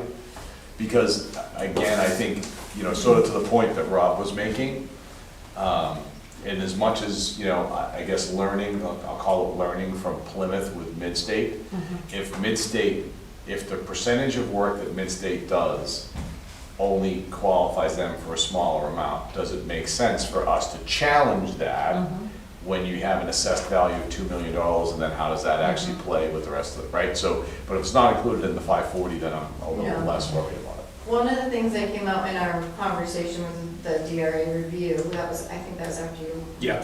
Sean, but they did talk about if we could prove what the percent really was, Yeah. that we could adjust the percent exemption. We don't have the ability to do that this year, but that might be something we can look into before next year to see if that's something we can do, so. Is it, I guess the question that it begs for me is why is the burden of the percentage on the town to establish Because we when, didn't set it. No. They either get 100% exemption or nothing, right now, that's the way it goes, but. I guess my point is if they have a scenario where they're required to show something, I guess that would be my question, like where else, forget about Plymouth for a minute, Yep. where else are there other health centers? Because at the end of the day, what they're really saying is, we provide services to folks that need that that aren't willing to compensate them for it, right? Okay. And it's basically a percentage of the patients that they see, that's where it comes from. Midstate can't be the only one that's in that scenario. What else can we learn from somebody else? Because maybe within that scenario, we set it as 50-50, and we say, we don't think it's even that high, but, you guys need to bring us some. And I don't know what the Right. something would be, and we'd have to learn from somebody else. The way it was discussed, we can't just set that number. We'd have to have some justification behind us setting a percentage. How on earth would anybody expect a government entity to That's, understand the constituency that walks in their door? we have to review their right, financial sorry. documents Yeah. that are filed, and it's by statute. So it's, right now, it's either all or nothing, but the DRA Okay, you said- get where I'm going, Yes. right? Like, so I'm trying to make sure we're being fair to them, but at the same time, it's like, if it's 100% off the dole, then it impacts all of the residents. It would be the assessor that would do it, So- actually, Yeah. not us. We're required by law to give the religious exemptions. Yes, Yep. as long as they follow their documents, we are required.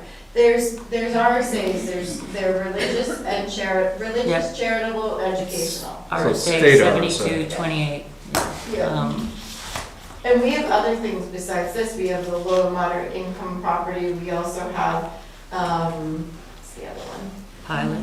The pilots, we have the payment in lieu of taxes. So there are multiple different types of RSAs. This is one that is done as a bulk, so. Right, we also have the, I guess, Oh, great. pilot of the small payment from the feds for the flood control. Right. Yeah, Yeah. yeah. I mean, I guess just for me, don't get me wrong, I'm not saying that I don't want to acknowledge the charitable work that they end up doing in that regard for helping the health of folks that need that service. I want to make sure we do that, But it's hardly a nonprofit. It's- well, that's Yeah. that's where I'm going. Like, there's got to be a balancing act for everybody. That's what I'm gonna tell them next time I get a bill. I want to be, Same. My charity. Same, your RSA. 20% off. Yeah. Okay. Anyway, sorry. That was Okay. That was my rabbit hole. All right. So you need a motion for these? Yeah. Okay. One at a time. no, you can do it all as one. Ooh, Sean. I'll make a motion to approve the charitable exemptions for 2025. And religious. How's that? What's that? As presented. As presented. Sure. So I'll second the religious and charitable exemptions for 2025. Motion by Sean, second by John. Any further discussion? All those in favor? Aye.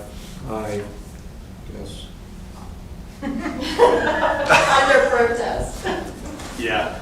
I almost, yeah. Let's move on. Next, I have general ledger and voluntarily merged property. Yeah, poor Joanne's gonna be like, really? Hold on. The, So this is we've done this we did this once Yippee. before, but we had to prep the process. So this is new. You want to start to explain and I can tell the other form? so, yeah, so Christina drafted this form or resurrected this form, I guess, from I put the other thing in here, Yes. sorry. But we have received, there's a property on the corner of Summer and Merrimack, 140, I think the address is 140 Merrimack, that Mike Sharp owns. He's been clearing it. Initially he was of the opinion that at one point it was 2 lots, but the town has it as 1 lot. So it's the burden of the property owner to prove that it was at one point 2 lots. separate lots. Yeah. And he, along with the surveyor, I think Colin Brown and so forth, in their research, found that back in gazillion years ago, it was owned by 2 separate property owners. So we then have, And I apologize, the application isn't in your folders. I thought it was in there. John's got it, if you want to take a look at it. But so. It's this drawing here that's got the 2 different lots. Yes. Yeah. So what the property owner has to do is fill out this form. You guys have to acknowledge and approve it. We attest that we've reviewed the records and it shows that it was at one point 2 separate lots. And then it will be recorded and we will separate them back to what their original lots were. Should he decide to amend them based on what he wants to do, that's a whole other process. But they will be restored back to what they were originally. And restoring them back to pre-merger status, doesn't matter if they meet zoning or not, that's not our obligation. No. We Yeah. just put them back to Right. pre-merger status. So, because I'm trying to find a date on this drawing, on here, I'll share it with you. Back to It's in his the, memo. back to the feds taking the flood rights. Oh. Yeah, Back to I the, I think the it's like, 30s. I was gonna say Okay. 30s or 40s. Yeah, All right. I think Colin Brown put it in his memo, and I'm sorry, I'm not sure how Okay. it didn't get put into your package. So, what I did, because we've done one of these, I Googled from another town, and actually used their document, and changed it. I added the introduction, background, comments from assessing land use and myself, and a motion, and then their signature lines, if the board's So just out of interest, it's February 1st, 1941. The War Department. I was just gonna say, I saw that on the top, like the I War saw Department, that. I'm like, all right, giddy up.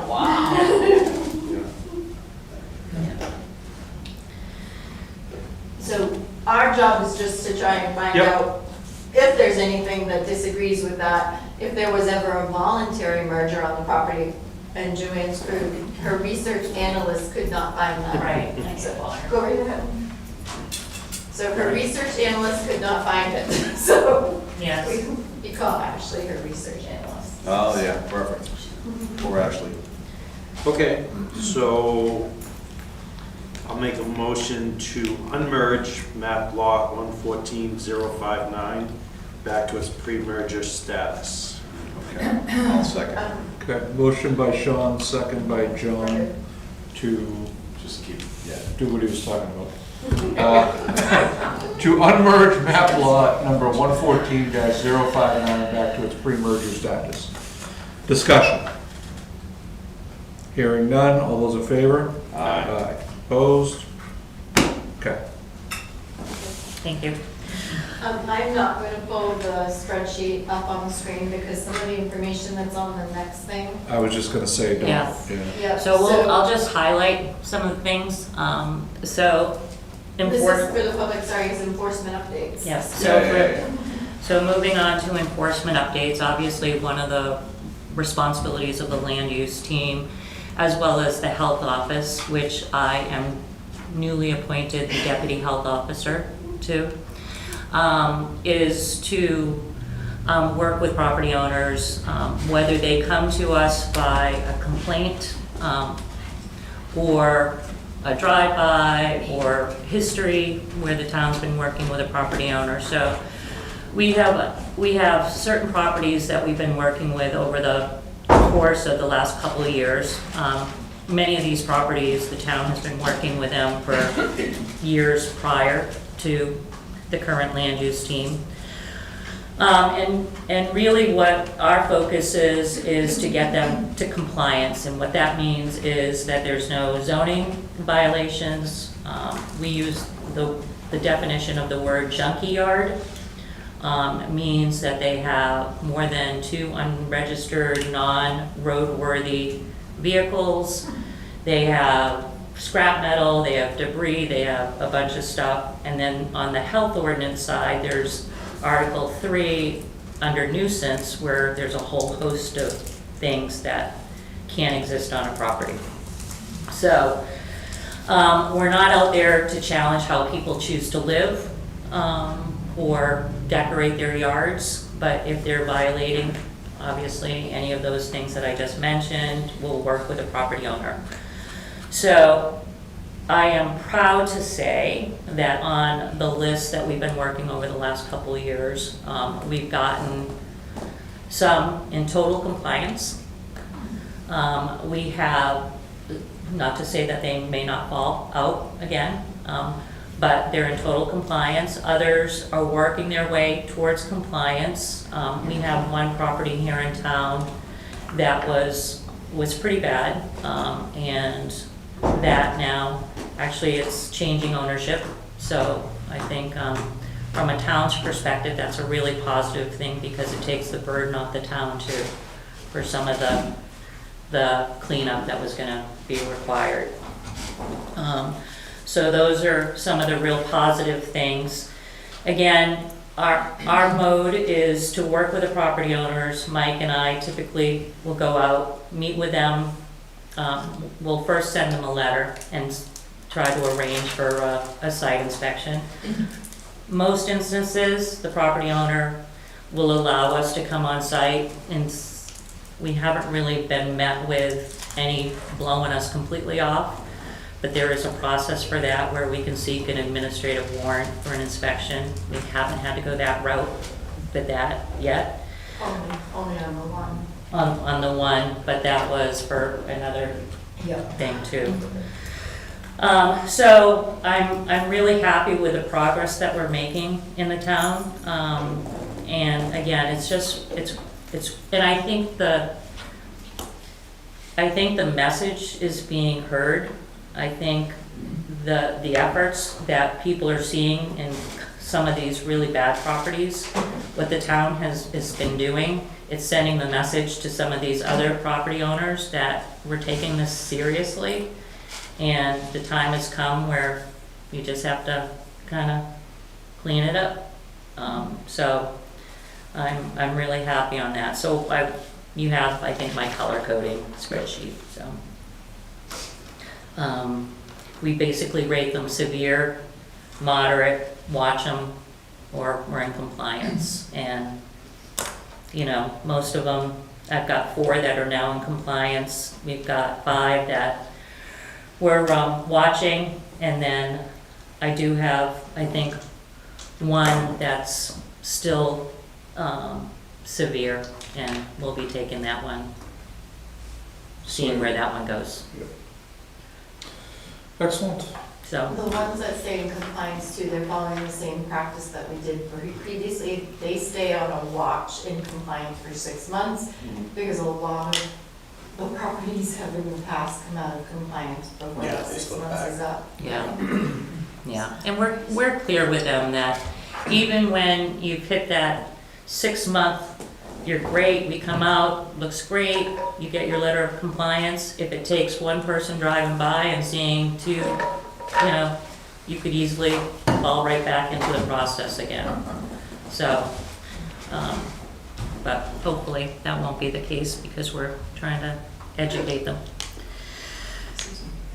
Any other questions on that? I don't think so. Okay, No, I would just again say great work, because Yes, this is, exactly. thank you. this, you know, it dragged on for a lot of years where we would basically just say, you need to clean that up, and they'd say, well, what? And we'd say, well, I don't know. Well, You know? a couple of them cleaned up and sold their property. Yep. Those And that's like- always yeah, good, because yeah. you get any back Yeah, issues. they got more value for their property. Yeah. Yeah. So anyways.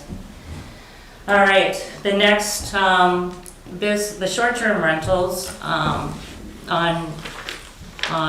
John's kind of a request, he had asked land use, myself, to take a look at short-term rentals. Now, short-term rentals are permitted in some of our districts in town, some are not, some require a special exception.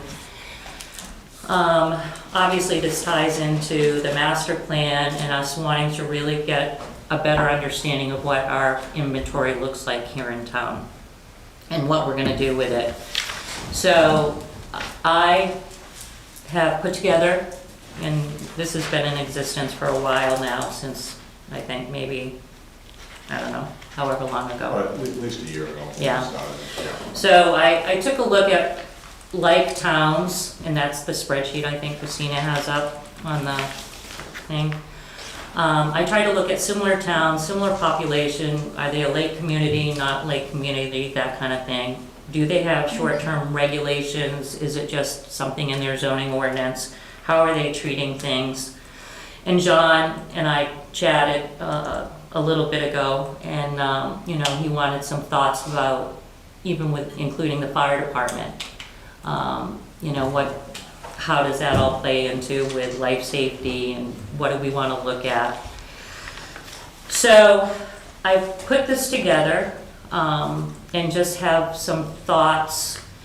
Right now in the town, it's hard to say how many short-term rentals we have, but I would say probably anywhere between 100 and 130, and those are based on, you know, the different platforms, Airbnb, Vrbo, Facebook Marketplace, Newfound Lake Community, realtors, all of those things.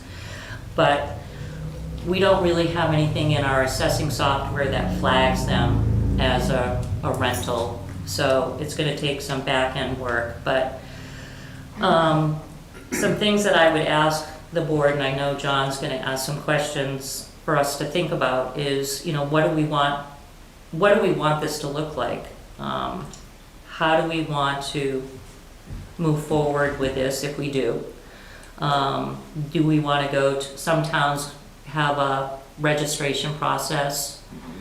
You know, do we want to do it in annual? Some towns have created some subcommittees with short-term rental property owners to be part of that, to have them, you know, share their input.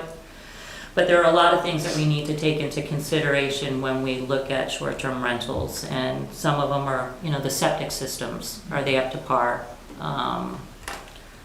One thing Mike just brought back from one of his trainings is lead paint with rentals, any rentals, and this includes long-term rentals or short-term rentals. There's got to be a certification for lead paint in certain situations. So, We just So- talked about transfer station regulations. too. Yeah. That may- how does that So- impact the transfer station? Yeah, so, Sean, for you and for Rob. Rob, you may remember when I was the chair of the planning board and I came in and we said we need to really think about short-term rentals. And step one was, you know, we need to have some things in the zoning books, which we have. Step two was the select board trying to figure out what we want to do about it, okay? I would challenge us to do a few things. One is take a real good look at the master plan vision section. Do we really think that that's saying what we're gonna be doing, you know, where we're trying to go as a community? I would challenge us to say, I actually don't think it does, even though I'm the one who helped write it just a few years ago. Because our top industry in this community is tourism. Fact of the matter is, we have between 100 and 130 businesses in the community, okay? And those businesses, while they bring a lot of folks in which help our other businesses from a tourism perspective, I think it opens us up to a couple of things. One is, you know, I'm not really worried about somebody that has a home near the lake that has a septic system and they go to on the weekends, because by the way, when it doesn't work, they want somebody to come in and fix it right away. But if somebody's got a short-term rental, and the short-term rental's a 3-bedroom, which really you can house like 6 people in, but, you know, somebody shows up with 10 or 12, and I'm not even saying that the person doing the renting actually even knows that 12 people showed up, right? Like, maybe they didn't tell them, and they overwhelmed the systems of that property, okay? To protect the lake, which is kind of why, like, from a fire department perspective, what, you know, is it a way for us to be able to set capacities? Hey, you have a 3-bedroom, it's a 3-bedroom system, you can have, I don't know, whatever the right number is, right? I'm not even suggesting what it is. I think we have to figure that out. I think having licensure, in this case, around, you know, having a license for a short-term rental, is a fair way to address the fact that that's a business in the community, and to try to help the rest of the community out, because when you look at those short-term rentals, and you look at the impact to housing, right? I think the point that I made when I first had made the presentation about short-term rentals and that was shortly after October, because in October of 2024, the median house sale price was $435,000, that's what I said. It was $435,000 in Bristol, which means you gotta make $100,000 in order to afford that house. Right, and it was like, okay, how many jobs are here in town that's paying $100,000 for somebody to be able to buy that house, right? Like, because it comes back to all those things. Sometimes the short-term rentals have driven the, you know, the overall housing cost up, right? So No question. I don't think we should, you know, it's not a matter of we shouldn't have them. I think we do have, I think we, number one, we have them. Number two, I think we should have them. Number three, we're a community that relies on those vacation folks and those vacation houses, but at the same time, we've got to try to figure out a good balance, because when you take a look at our overall budget, and you try to look at how much of the 9.6 million is roughly related to tourism, I think when I took a rough swag at it, it was like 1.7 million of our budget, between the increase in solid waste costs, the different things that we do from an activity perspective, right? Like, there's a lot that goes into that. And I think that the licensure is a way for us to be able to start to offset the difference of only taxing like we're a bedroom community, because that's not what we are. So, I've been looking at this stuff for a while, you know, I mean, we gotta give you guys all a shot of Yeah. sort of getting Looking caught at it. up to all that, which is why What, I asked. so what would we be looking at, so let's talk, what would a licensure fee be? I think when you look at the other communities, some of the Yeah. communities are What like did it say on there? It was- They've ranged from, I think. 150. Yeah, to 350, depends on. So $500. Yeah, for the year. Right, so 500 a year, so now it's, if it's 500 times, let's just say it's 100 houses, to keep the math simple, Yeah. right? $50,000. 50 grand, Yeah. right? Now, I'm not here to just do this massive, like, grab another way to tax something else. Yeah.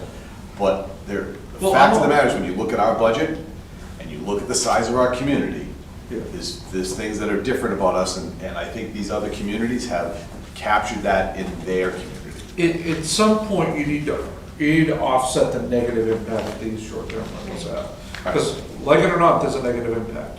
Look at what your median rental income in the town of Bristol is, it's insane. Yeah. There's people that wanna live in this town that can't because they can't Correct. afford to. People that have been longtime residents.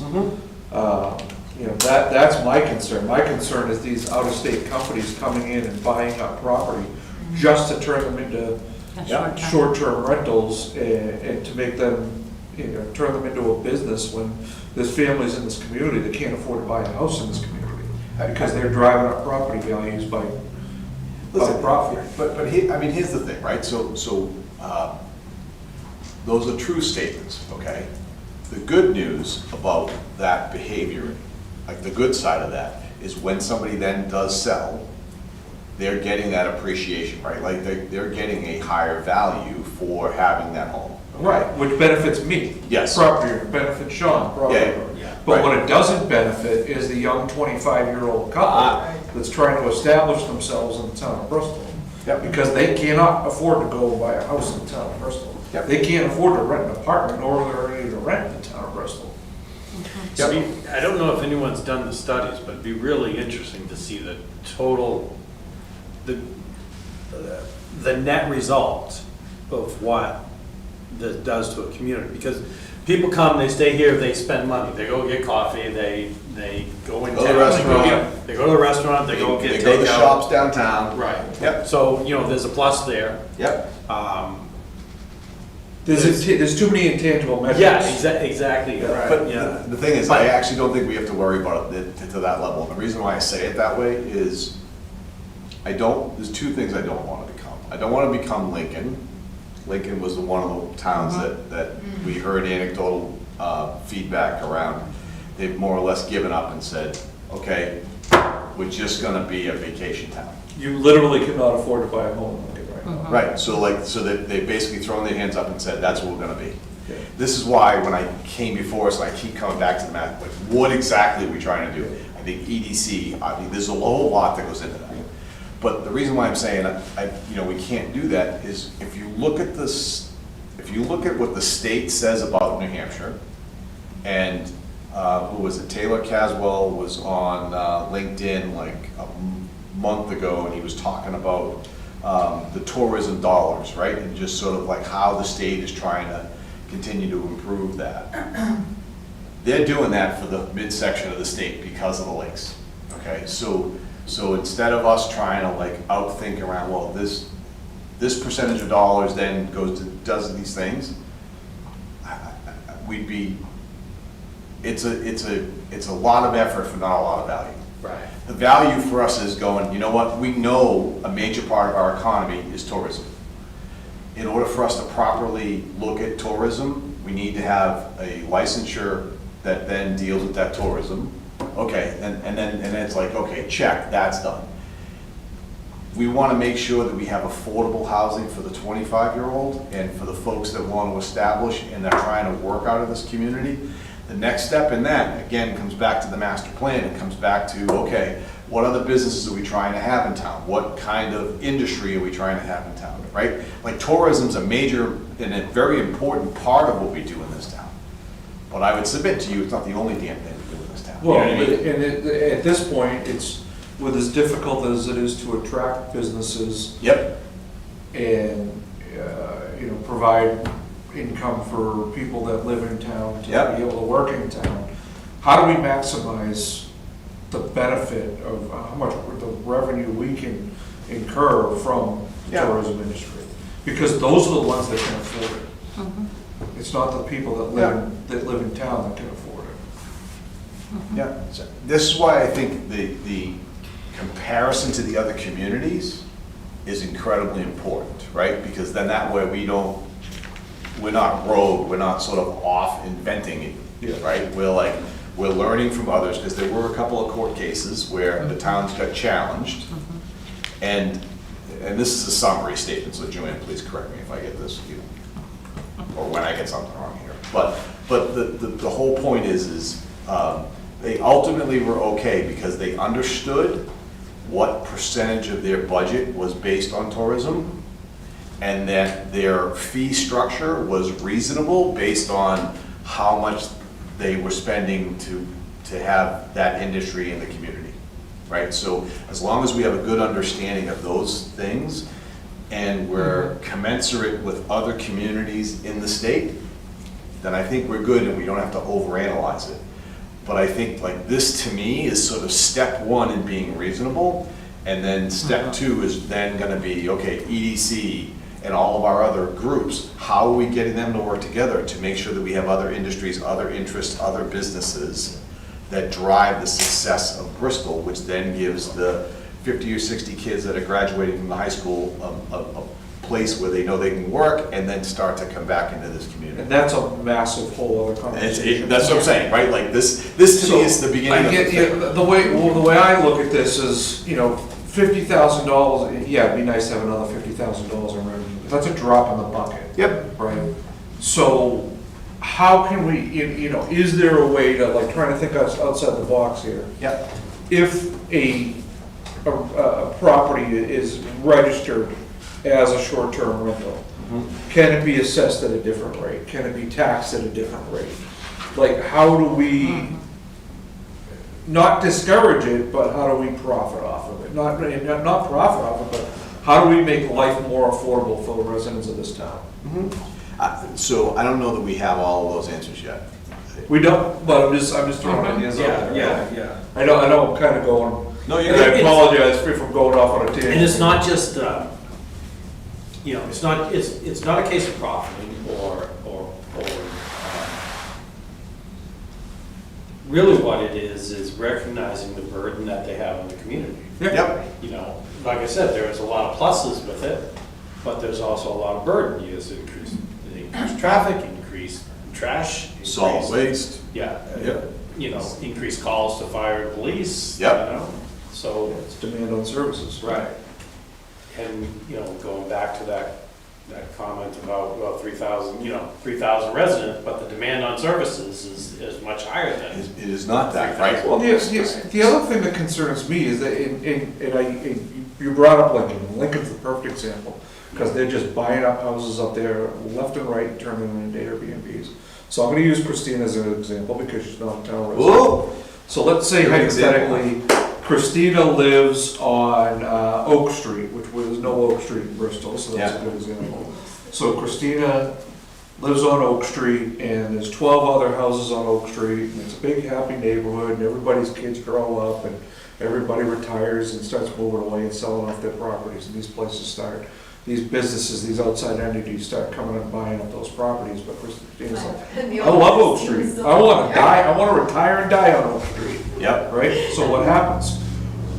Then those assessments start creeping up and up and up, because they're buying up these properties at way higher values than they're worth, and they price Christina out of her home. Not to mention the noise from the people that are. Oh, don't okay. That's only because I was her neighbor. That's why she Yeah. complained about the noise.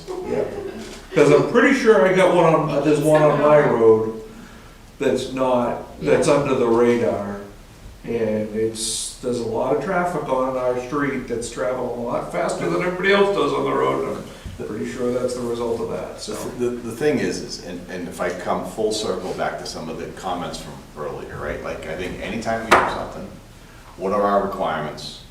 What's our impact to staff and operations? And then what's the ultimate cost, right? Because because sometimes those are three separate and distinct things.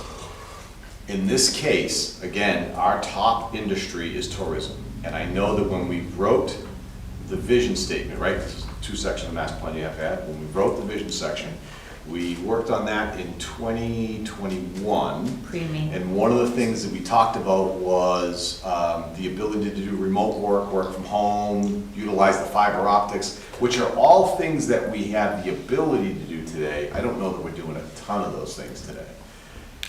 You know, we talk a little bit about tourism, but again, now, you know, for me, over the past few years, I've learned so much more about sort of just how we function as a community.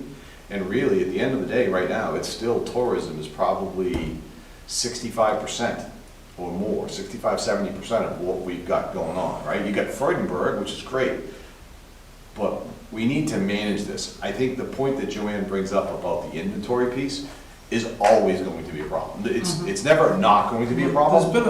There's been a complete evolution of tourism in Yes. this area over the past 30 to 40 years. Yeah, I mean, I don't, so I can, and a lot of that has to do with, or all of it has to do with advances in technology. Yep. So if you go back 30 to 40, or go 40-something years before I even lived here, so my family used to come up here from Massachusetts, and you came up, you drove up for 2 weeks, and we stopped and got our key from Ethel Morgan, and we went out, nobody in this room probably even remembers Ethel Morgan, the dinosaur here, but we, you know, and then you go up to the lake, you're at the cottage, you have no contact with the outside world, and that's it, you went back from your vacation. And people didn't come here, Yep. people had second homes here, but they didn't stay here for long because they had to go back to work, they had to go back to their responsibilities, Yeah. and wherever they came from. Now, that whole dynamic has completely shifted, and that you can own a house in Attleboro, Massachusetts, and be like, I got the house, I'm just gonna go stay at the lake for the summer, I don't need to rent that house out. Right. So now it's a completely different dynamic now than it was. Yeah. So then when you take into account the safety considerations, right, this is where the fire department, I think, comes in, right? Because again, we're not gonna have, and I'm not advocating for, and probably, I don't think I ever will, for a building department, right, building inspector. Yeah. But our mechanism for dealing with that as a community is through the fire department. And capacities are a thing, like what are the capacities? I've seen more than one rental where all of a sudden you drive by and there's like 15 people in there. Yeah. And you're going, there is no way in life that thing has got, you know, even 7 bedrooms, never mind, you know, with, you know, two and then maybe somebody with 3. Like, that's not what they have. They've got Couches and inflatable mattresses. Yeah, right, and again, the systems have got to support that. Yeah. The fact of the matter is, our window for tourism is also compressed compared to other parts of the country. So now if you have that compressed timeline, and you have that need to drive your revenue in that compressed timeline for the year that covers your overall costs, then if you have an issue with the septic system, you're not, like, all you're going is, listen, just have somebody pump it, we'll get to that, like, we gotta get between here and the fall, right? Yeah. I think that puts us at risk, and it puts the thing at risk that we need to protect the most, which is what brings all the tourism, which is the bloody lake. So, Right. So I'm gonna stop the conversation here, because I think you and I could banter on about this For hours. Exactly. So the question, so what we need to talk about is, what do we do with this? What do you know? Well, So what do you have for recommendations, Joanne? all right, well, I think obviously just the dialogue was really good, and I have a lot of stuff that I've been looking at from other towns and so forth, and I think there's a lot more conversations I can have with other folks, and kind of collect some things to some semblance and bring it back to you guys. You know, one of the towns has I'd actually like to go visit one of the other towns and even like look at their systems to see how they capture it. They have a great application, you know, just to talk how they launched it, So what their launch was. one thing I'm sorry to interrupt you. I definitely want to see a licensure fee. Yep. And I'd like to see a high licensure fee, with the exception of owner occupied. Because there are people out there that are renting a portion of their Their home to pay their mortgage. So that, I think, and call me wrong, tell me if I'm wrong, Yeah. but there are people that are using that to offset their Right. expenses. But I think if somebody can afford to have a second home and, And there are towns that obviously have segregated that. They right, have so I owner think that's something, Occupied or owner that's not. something we should look Yep, at too. Because I I don't wanna, Mhm. I don't wanna put a burden on folks in town that are year-round residents that Right. are trying to, you know, just trying to get by, Mhm. so sorry. Okay. No, so I think it was just to kind of start the conversation tonight and kind of put some stuff out in front of you. I think I included, like Ben's recommendations are in there, and I think Ben's are the there's that, I put that together, and then there's Ben's. short-term rental ideas. Yeah, he has, even just from an inspection perspective, how, And So- for those who don't know what DRF is when you're reading this, it's Department Review Form. It's something we created Okay. and we Yeah. use Just, we internally. need another acronym. We use it internally, Yeah. so when we are approving permits, it goes to department heads and they offer review their it. input. So the one thing I'd love to say is like, the reason why I asked us to just sort of get started with this, because again, I feel like it's important to start to expose you guys to it, because we've been talking about it for a Yeah. little while, obviously. And then my hope and goal would be, is at the end of this calendar year, have us be, or sooner, but by the end of this calendar year, we're done. We've established whatever the licensure fee is, we've established the process, who's responsible, like we get through all of those pieces. So I just want to give us For some the time. January to 1st rollout. Yeah, right, so then that way, it's also something that we can go on, sort of like the revow, Sean. We can communicate with everybody. I'm looking. Speaking of which, I did create a video, I'm just gonna say that, Yes, but I love also- videos. I know you do, you're the video guy. Done a good job dodging it'll this. be up there But the soon. video, but I will tell you, no one likes to hear their own voice. I hate my voice. And I took my picture off. Like, you hear me and you see stuff, but you don't see me. Because I was like, I didn't want. Use a sock puppet, Joey. So, I It makes it I easy. could do that. I Right? could use, The video will be going up in the next couple days. yeah, We it's were been, Yeah. we, You know what, here's the deal, honestly, when you do stuff like, have a little bit of fun with it, and it gets easier over time. But it's, it was fun. it's all good. No, Okay, anyways, so we're just trying to get everybody exposed, so, what do you guys think the next steps are? Because my hope is that we can establish a timeline by the end of the calendar year to be done doing whatever we gotta do. Let's at least, I would like to see us, put into motion for the start of next year that there be a fee, a license, a registration and a fee for it. I mean, I think that's the first place to start. Okay. And that way you've got a running list and you can maintain some control over them at least.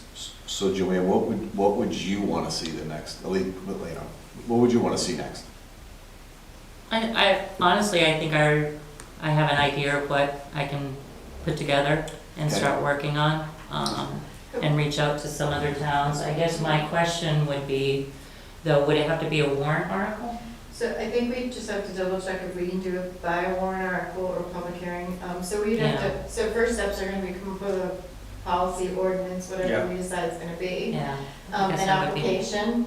And if certain, again, some ordinances we've just found out are supposed to be done through town meeting, so we'll clarify if this is one of them. Okay, So that, because I know when we looked at it originally, we said Yeah, that this was because it was, the attorney, also, I just read and she's not there anymore, but, Oh. last sentence of her email says that there have been some state law changes. okay, So as of November of 2024, this is the law. So I'd like to just clarify there's been no changes that would affect us.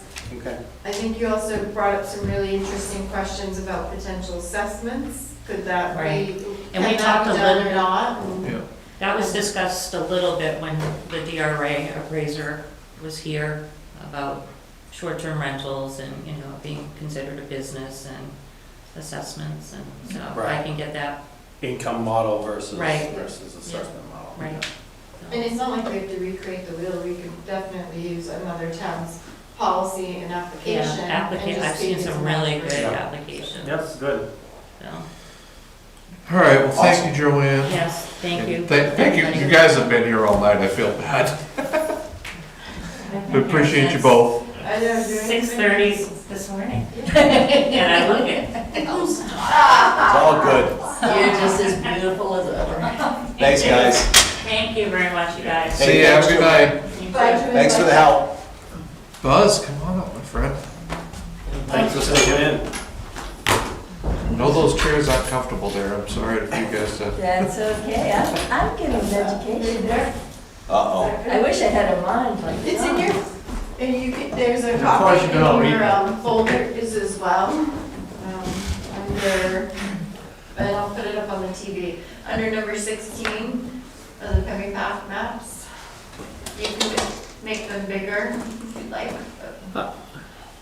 I'll just, for the two new members, I'll just give a real brief history lesson.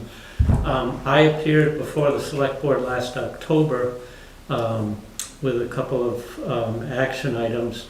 One was to choose the form of the legal agreement that the town would pursue to obtain control of the trail on the Army Corps of Engineers land.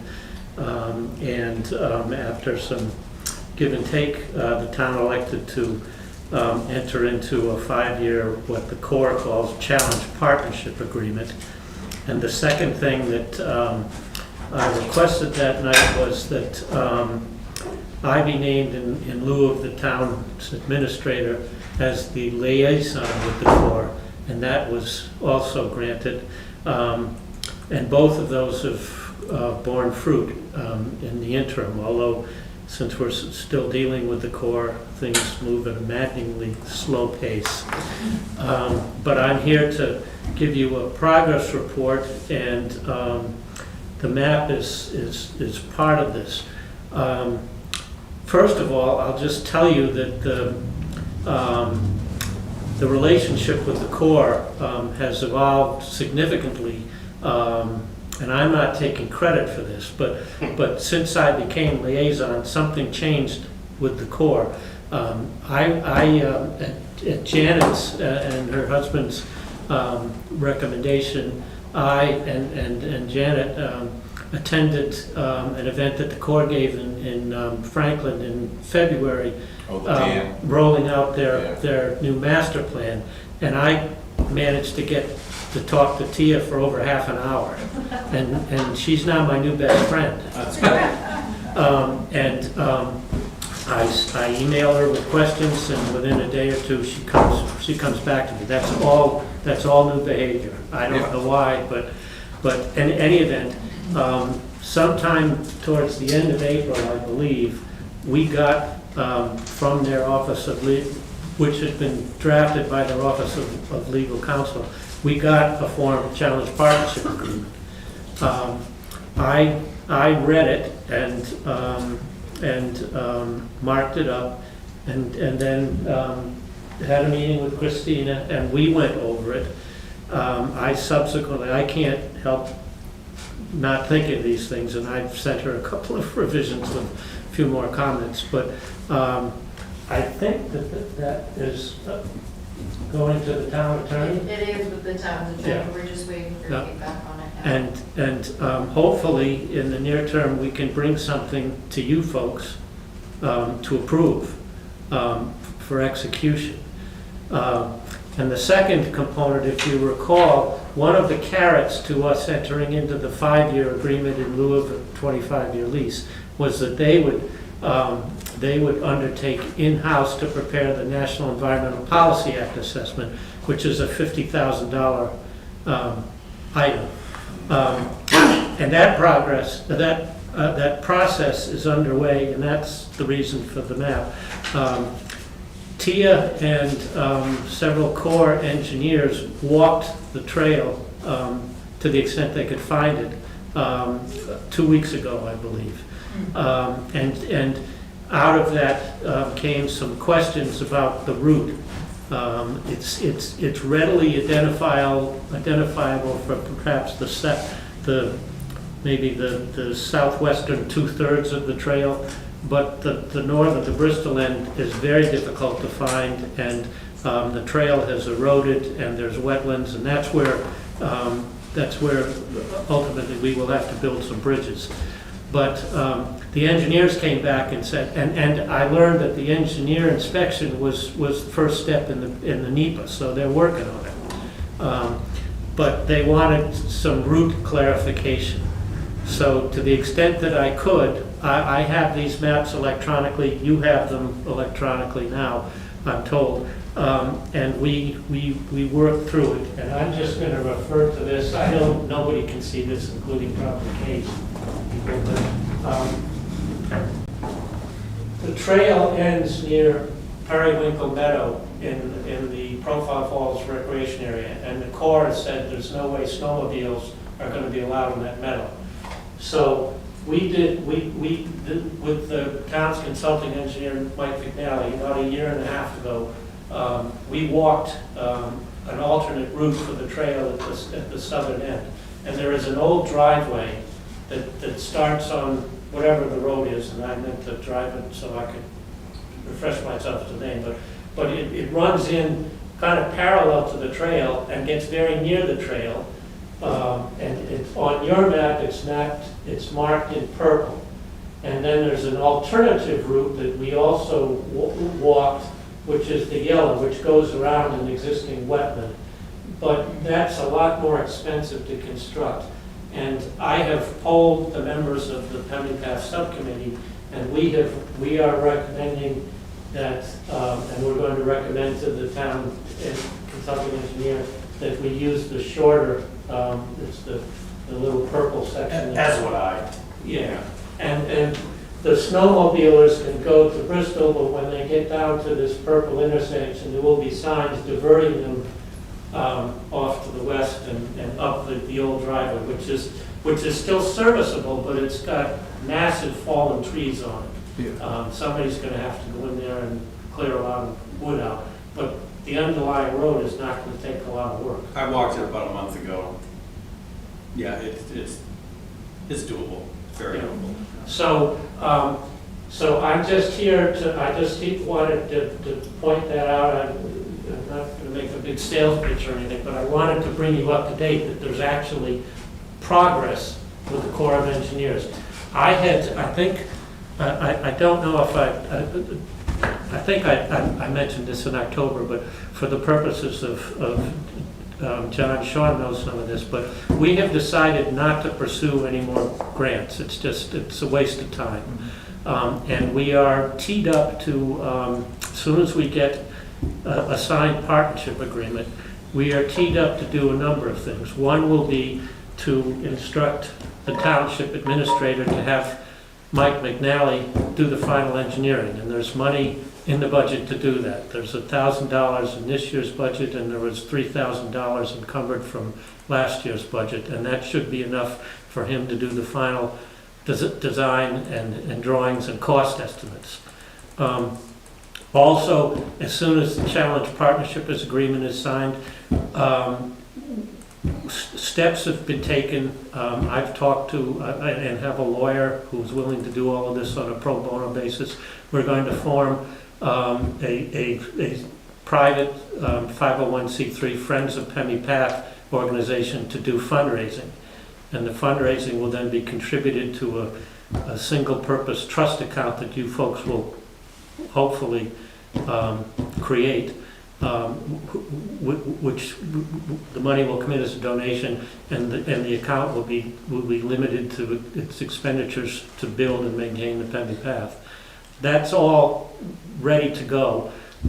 We just need to get these agreements signed. I had hoped that we could do construction in 2026. I think that date that's becoming unrealistic. But the one other thing that I will report of a positive nature, I'm having work done at my house, so I had a long chat with Casey Coupland when he was out there digging my new septic system.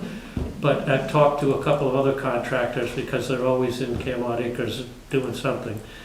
I have yet to hear one that was not enthusiastic about donating time, man-hour, and equipment to build this thing. Yeah. So I think it's going to be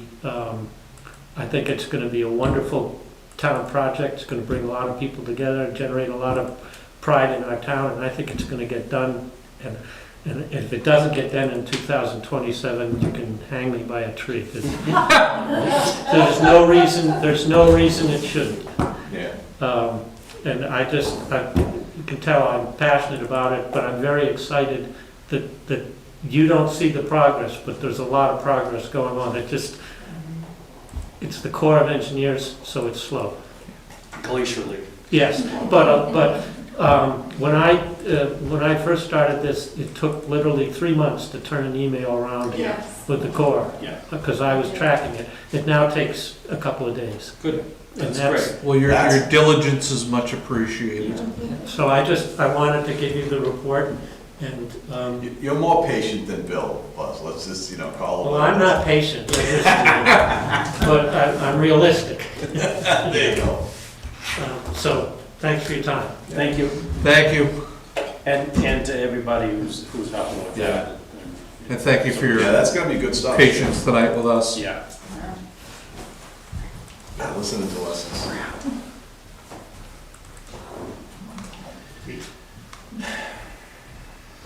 All right. Okay. What else we got? Town administrator's report.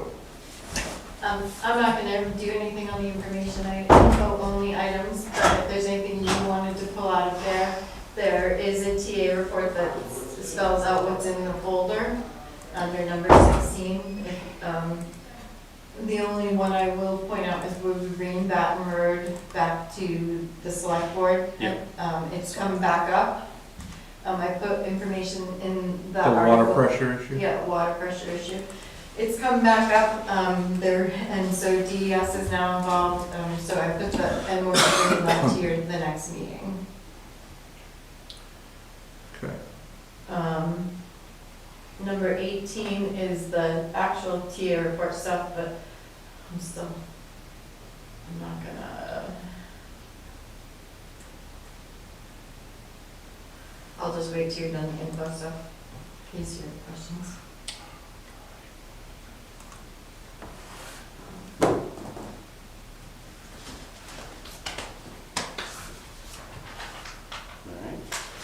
Okay, Are you good? Okay. good. Under the TA report, first thing, June recognition, I just want to read those out. Every month we do them on the first of the month. For June, we are grateful for the employees who celebrate an June anniversary date for joining the Bristol team. I'm thankful for the years of continued service. In the executive department, we have Deborah Clark Tibby, who's been with the town for 8 years. Fire department, Captain George Clayman, 14 years. Holly Eckerd, 1 year. Sarah Ford, 1 year. Wow. Cameron Foster, 3 years. Chief Ben LaRoche, and I was going to say something when he was here, 21 years, so. And Jacob Moran, fire department, Jacob Moran, 2 years, Sarah Haguner, 1 year. Our town beaches, in the past, we had made them, it didn't make sense, we made them reapply every year, and I'm like, well, why are we doing that? If they're an employee and they're seasonal and they come back every year, they're an employee. Let's just, if those people want to keep coming back, and there's no issues. So we started doing that. Town Beaches, Amanda Fleury is 5 years. So she's been coming back to the beach for 5 years and staying with us. So Highway Department, Victor Greenwood is 10 years. Minot Sacred Library, Cindy Westfall is 23 years. And then the Police Department, Nicholas Kelly is 12 years. So. I just wanted, downtown flags, in case anybody has raised any concerns with you. We removed the POW flag. It was in pretty rough shape. We did not know it, unfortunately. It's in my office. We've ordered a new one. As soon as it comes in, we'll get the POW flag back up. We also talked a little bit about American flag etiquette, and we've addressed that issue, and fixed it downtown as well. This is at the Cannon, right? Yeah, at the Cannon, yeah, so, Remind me, there's an American flag, a state flag, and a POW flag? yeah, so the POW flag we took down, and the American flag and state flag are there. American flag is supposed to be higher than any other flag, and unfortunately, when I had someone help raise, and we got a lot of raising and lowering of flags, and I had someone who wasn't familiar with American etiquette, flag etiquette, neither was I. The American flag needs to be the highest. So there was not. The state flag was higher than the American flag. We've addressed that issue. We know not to do it again. And we also relate it to department heads. So if their departments help out, they know that as well. So something, if we're doing a lot of stuff with flags, something we may want to consider, the scouts know the etiquette very well, and maybe they can help, like when you've got, if there's a bunch of stuff going on, like, again, one or two little things, easy, but like, they may enjoy being involved in helping you decommission or bring something, because like, there's a special process, like if there's something up with an American flag, it's gotta go through, it's gotta be burned, like, it's the whole Oh, yeah, thing. we know that part when we do take them. One thing I will point out though on the flags, when we're getting notified that they have to be raised or lowered, it's pretty quick. No, So- But no, I mean, I think it's great to do the other stuff with them. If you got a big thing going on, yeah, I'm not saying for Oh, one yeah. or two things, but if you got a bunch of stuff, they may enjoy it. And there might be a way to, Ben and I had a conversation too about Memorial Day. Private flags weren't down, Yeah. they were all up. So maybe there's a way we can put a blast out when a notice comes up saying, so these people know that have private flags, they're supposed to be half mast. Yeah. So we talked about that a little bit too, so. Alright. Garden sign, I'm gonna just go to the pictures, it's just easier. Under letter A, the reason I put the original the location at the corner of West Shore Road, the state that used to be where the chamber building was, it was some parking, people used to be able to pull off there. Well, when we talked to the state about being able to plant something there, they said no. Yeah. So they have said yes now, and they've approved the plan, not for us, but Barbara Carpenter actually has worked with them. This was neat, because this was their original plan, and it centered around our sign, so I wanted to share that with you. But this is the plan that's been updated and approved. She's met with the New Hampshire Department of Transportation engineer. They scaled it back, they were concerned about site distance, so it is scaled back. It's still centered around the sign, and everything's pretty much near the sign. So is she doing this as a representative of an organization? I believe it's gonna be part of the Pasquani Garden Club. Okay. They were given a donation to do all of this. First, so the whole thing started as they were given a donation to replace the sign, not knowing it was a town sign. And when she called me to talk, I'm like, well, no, that's a town sign. I'd love for you to replace it, I said, but they decided to take the money and put it to the garden, and the donors agreed. They thought that was a good solution. So in coordination with this, I'm also coming to the board because our sign is in really bad shape. This is the current sign. The side blew off in the winter. We don't, it's gone. And this. Can I take my chainsaw to that? Yeah, look it's rotting through. So we've had a couple of, How old is that? not even, Yeah. it's like 4 years, not even 5. Within the first 2 years, it started to, you could see, we had talked about it when I first started, but we decided to go get the other older signs replaced at the time, so we went that route, and we replaced the one on South Main Street and Pleasant Street, and got those up to date. That was the loon and the bear, and we did those two. So we couldn't do the third one, we did the other two last year. And then we also had to do this sign here, and we had to do the sign for the public safety building. So that one kind of got put on hold, but over the winter, the whole sign disappeared and it's rotting through now. So the garden club had done a sign mock-up, So they, at the time, they thought it was the state sign, and they were asking the state for permission to do it. So they had drawn up this mock-up. They have somebody that's willing to do a carving of Newfound Lake, wood carving, and put it on this side. My thoughts are to take these things down and make them circles down here instead, if that's what we were gonna do. I just got, so the carving, I don't know how much that will cost yet. The carver came in and talked to me, and he is proposing to do the whole sign in the shape of the lake, and carve it completely, and he would only charge us materials, which is about $1,000. I don't know if that's what this board is interested in seeing out there or not. Do you have a, did he have a mock-up of that? No, Yeah, I wish to see something. no, he I mean, talked, I'd be out for completely redesigning the whole thing. yeah, I just got this It's quote, hideous. this from, well, and that's what I tried to get her to redesign, take this off, and I said, do something different with it if you want. She did not. It's very, and it's like, it's gonna be close to, Yeah, 5,000. no more. Come on. Yeah, it's gonna be like 7. When you add it. I just don't like that design at all. No, oh, 10, so it's $10,000. Hold on. Yeah, How big is it? it's a big, it's big It's as like- the one out here, it's not, probably the other two are small. 12-foot wide by 5 foot high. 5 foot high. 5 foot high, yeah. I mean, at that rate, what goes through my head is get somebody with a CNC machine and plastic board and be done with it, right? Yeah, Like, I mean, at that level of doll, you know, it's not $1,000, right? Like, it's $10,000. At that level, can they take the image And change and it. then basically either change it, or even if you're not changing it, go, okay, you're basically on a CNC printing it off. Yeah.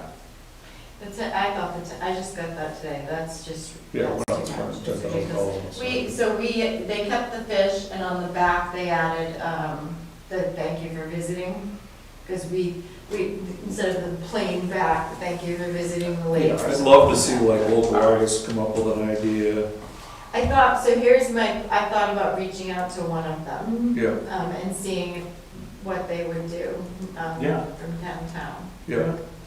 And seeing what they would offer, because even something about the fingerprint ones, those would be really cool. Yeah. The carving is a nice idea to a point, I just can't picture a sign of that size with being carved as the whole lake and saying welcome to New Something York. I'd love to, and this is, you know, I'll specifically to the person you're thinking of. One of the nicest things at that end of the lake is the sunset. So if you Yeah. can incorporate something of that sunset into that, Yeah. Especially with a nice hazy, smoky background. you know. Yeah. So I'll reach out to him. In the interim, in case anybody complains, we are trying to get the sign taken care of as quickly as possible. It's in really rough shape. The only thing that we could, I just didn't want to do it. The thing that we could do is we could take this down and just leave the circles temporarily, but it's gonna look like crap. I don't know, is there some kind of poster you could have printed up with like the, Coming soon, you saw? no. You know. Yeah, there's gotta be something we can put in that space in the interim. Well, Yeah, you could even have the rod like Newfound Impressions can print something on like a piece of canvas that you could just Something that you glue just. on, like just maybe something to do with Swim with a Mission and the marathon and. I can show you what it was before. The events, We could drop a big poster of events. Yeah. I think, Christine, I can help you if you want, but I just found a couple of sites already that are New Hampshire businesses that'll take a 4x8 sheet and they'll carve the plastic. So we may want to try to get some pricing that way, just because if we're going to do it, and I'm not suggesting we spend $10,000, I'm saying if we're going to spend anything that we all consider to be significant, we ought to do it in a manner that. All right, well, let's come up with some ideas. It's already 8:30, so. That's what it looked like before. Yeah. Sorry. It does say, have the wording, home of swimming permission. My concern is if swimming permission ever closes, we probably shouldn't leave that there. We Plus, should- it's scaled way down Yeah. in our area. New Hampshire Marathon is it is locally run, Yeah. but, and then. Well, Swim to the Mission's gonna be here this summer again. Yeah. Yeah, I know, because I'm in the they're 1K. scaled way down compared to what their first one was. Yeah. All right, next, I'll reach out and get some more. Sorry, which folder? Beach. Under letter B, probably, this is the beach plans, Deb and I sat down today and kind of drew up a figure. If you agree with it, whoops, that's too close. I can show you, so in your folders, figure 1 is this location. These are existing stairs. When we took that with Victor, we can just Victor said he thinks he can just do pavement over these, clean up the stairs some, and that would, you leave the stairs there, so that would be a walk down through to the beach. And then number 2, oops, you don't need that, too many things open. Number 2 is just a little bit further down, right about, so it's not that far down, but it's right here. We try to pick the less invasive spaces and less impact. So, whoops. This shows you the view going back. Back here is number 1. This is where number 2 is.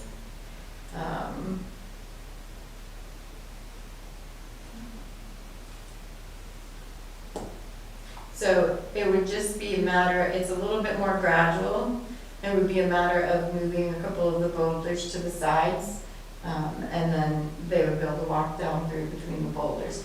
These boulders being pulled out are not near the road, so it wouldn't impact the road, so that's why we suggested that spot. Number 3 is the other side of the sign. So these 2 are at the beginning, there's a lot of flat space here. But number 3, the sign is right about here, so number 3 is just past the sign.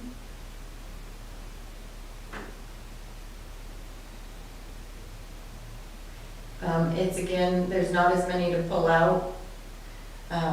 So we thought this would be a good location, gradual deepening, gradual playing down to the water. And then number 4 is, the problem here is these are pretty deep. These are like 2 to 3 feet drops off the stone wall here. So number 4 is at the very end. This is the catch. Yeah, it is actually pretty close to the catch if you look at the pictures in the folder. Number 4 is, you can see it's more of a gradual step here. You would only take out a couple of boulders and clean it up a little. Yeah. So that's why we picked those locations. If you agree with them, we would go GPS them and get the application into the state. I have some questions. God, because I have questions? Is that No, what you said? written application into the state. I know. I don't think it's gonna, I think I'm gonna call them first because the plan right now is very less invasive. It's only a couple of stones being moved. I guess the questions would be, So I take a year instead of 3. good 100%. questions would be, stairs, that one, stairs can be repaved on the top layer. Other locations, paving or gravel?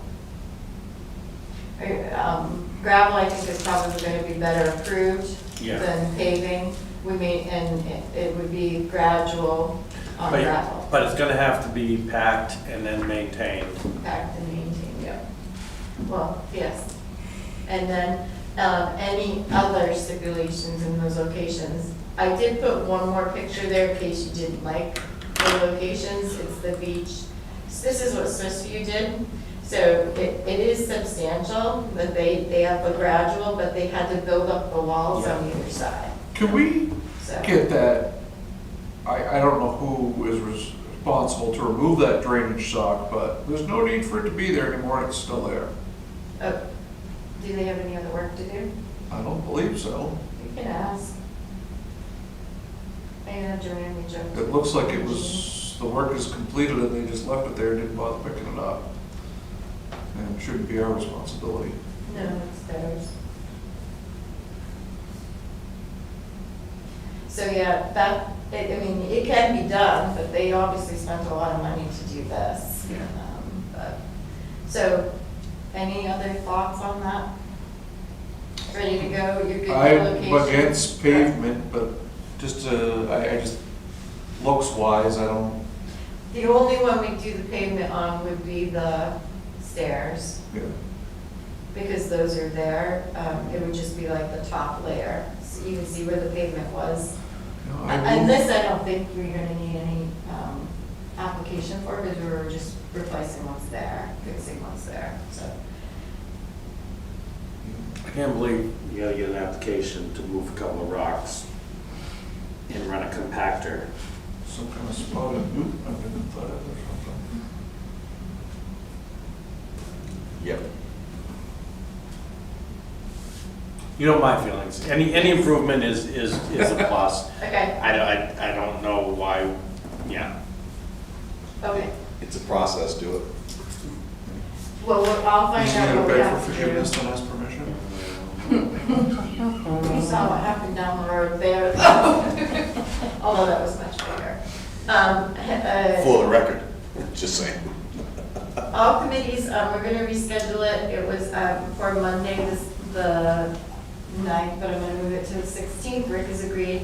Rick is reaching out to ask the board for guidance on what topics or things that you think he should be addressing. Great. I've already said what I've said, but I'll let for these guys chime in first, and then I'll throw it out.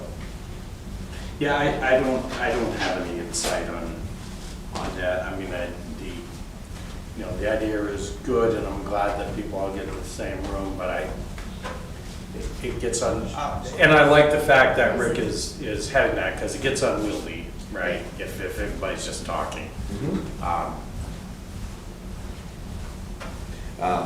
Rob, you got anything you think the all committee should do?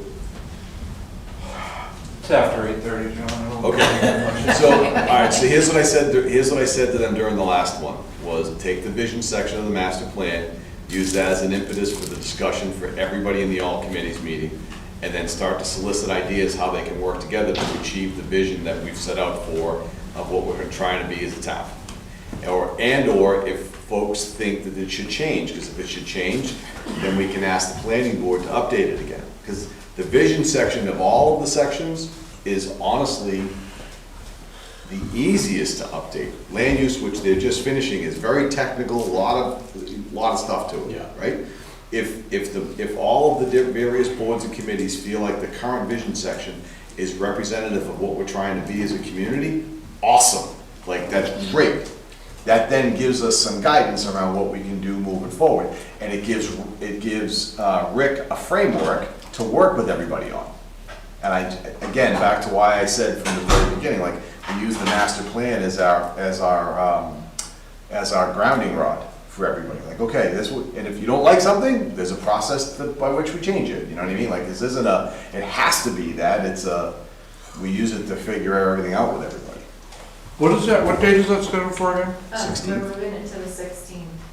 Of this month? Yep. Yeah, we did it a few months ago. Yeah, it was probably due in May, but with Primex Summit, Rick wasn't gonna be able to do it. We've set the schedule for the rest of the year, so when I send this invitation out, it'll be the rest of the year, also this time. But yeah, I said to everybody during that last meeting, I'm like, I'd like to see us use the vision section, because then it gives everybody something to start from. Like, because everybody's got a little piece, the Historic District Commission, they go, okay, this is what we agree with, the planning board, the zoning board, conservation, like, everybody's there. I cannot be here at softball that night. Coach Robin. If you agree with John, can you send me an email? Okay. Yep. All right, in River Falls, just a heads up, the last storms, a tree came down through the fencing. Oh. We're reaching out for a quote, we reached out, Superior Fence was out there to get us a quote. We didn't file a claim yet because if it's under 1,000, it doesn't make sense. Yeah. Right. That's our No, deductible. If it's over, we'll file a claim and we'll get, but just in case somebody says anything, we are getting it replaced, it's just taking some time to get the quote in. Good. There are 2 town vehicle policy samples. I'm actually asking the board for some, just for some guidance about specific things. You know, we talked about vacations, somebody has a town vehicle vacation, they need to bring their vehicle back in. But I wanted to see if there's anything else. Those are just 2 samples. I had some others, but they didn't get into the folder. And I just wanted to touch base with you so I can get that ready, hopefully for your next meeting. The only thought that I had as you just said all that, Christina, instead of calling out vacations or trying to think of when somebody isn't consecutively at work, Out of town, right? is it better to say something like, if we know the most time off is a weekend, like regular, sort of like regular time. If it's greater than 3 days, like regardless of what it is, whether it's you know, a leave of absence or a vacation, it doesn't matter. If it's greater than 72 hours, it needs to come back. So I would say clarification on- greater than, I agree with, I agree with what you're saying, but I also want something in there about the employee being either out of state or Right. something like that, so that the employee is not in direct, you know, if they're, you know, if the employee's going to the ocean for the day, not a big deal, but if the employee's going out of Boston for a long weekend, different story. Yeah. All I'm just trying to get to is just don't, you know what? Don't put us in a position where we gotta try to think of every possibility of. Right, and I More don't alteration. wanna make this, my intention isn't to make employees' lives more difficult. There just needs to be some accountability and, you know. No, all good.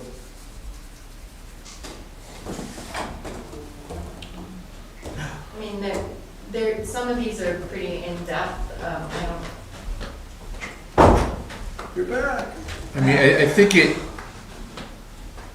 basically what it comes down to is if the employee is not available to respond on callback, then the vehicle should not be at the person's residence. So let's say the highway department superintendent has a pickup truck and he's going away for, you know, the weekend or a long weekend, and then leave it at the highway department. Don't leave it at your house where a tree can fall on it or whatever, you know. is there anything else besides just what, you know, vehicles? Obviously, it looks like they talked about, some of those talked about speeding. I think some of that's in our current personnel manual, but. Yeah, I mean, I think it's definitely something that needs to be completely reviewed. I mean, obviously there should be, I mean, not that I'm not saying this because we've had this or anything, but obviously there should be something in it about alcohol, whether it be transportation or alcohol or any controlled substance, whatever, that sort of thing. Secured. Yeah.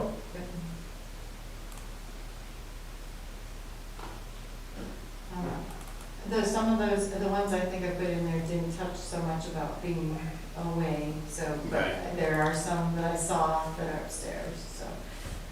Anything else that jumps out at you? Oh, I was just looking at that one.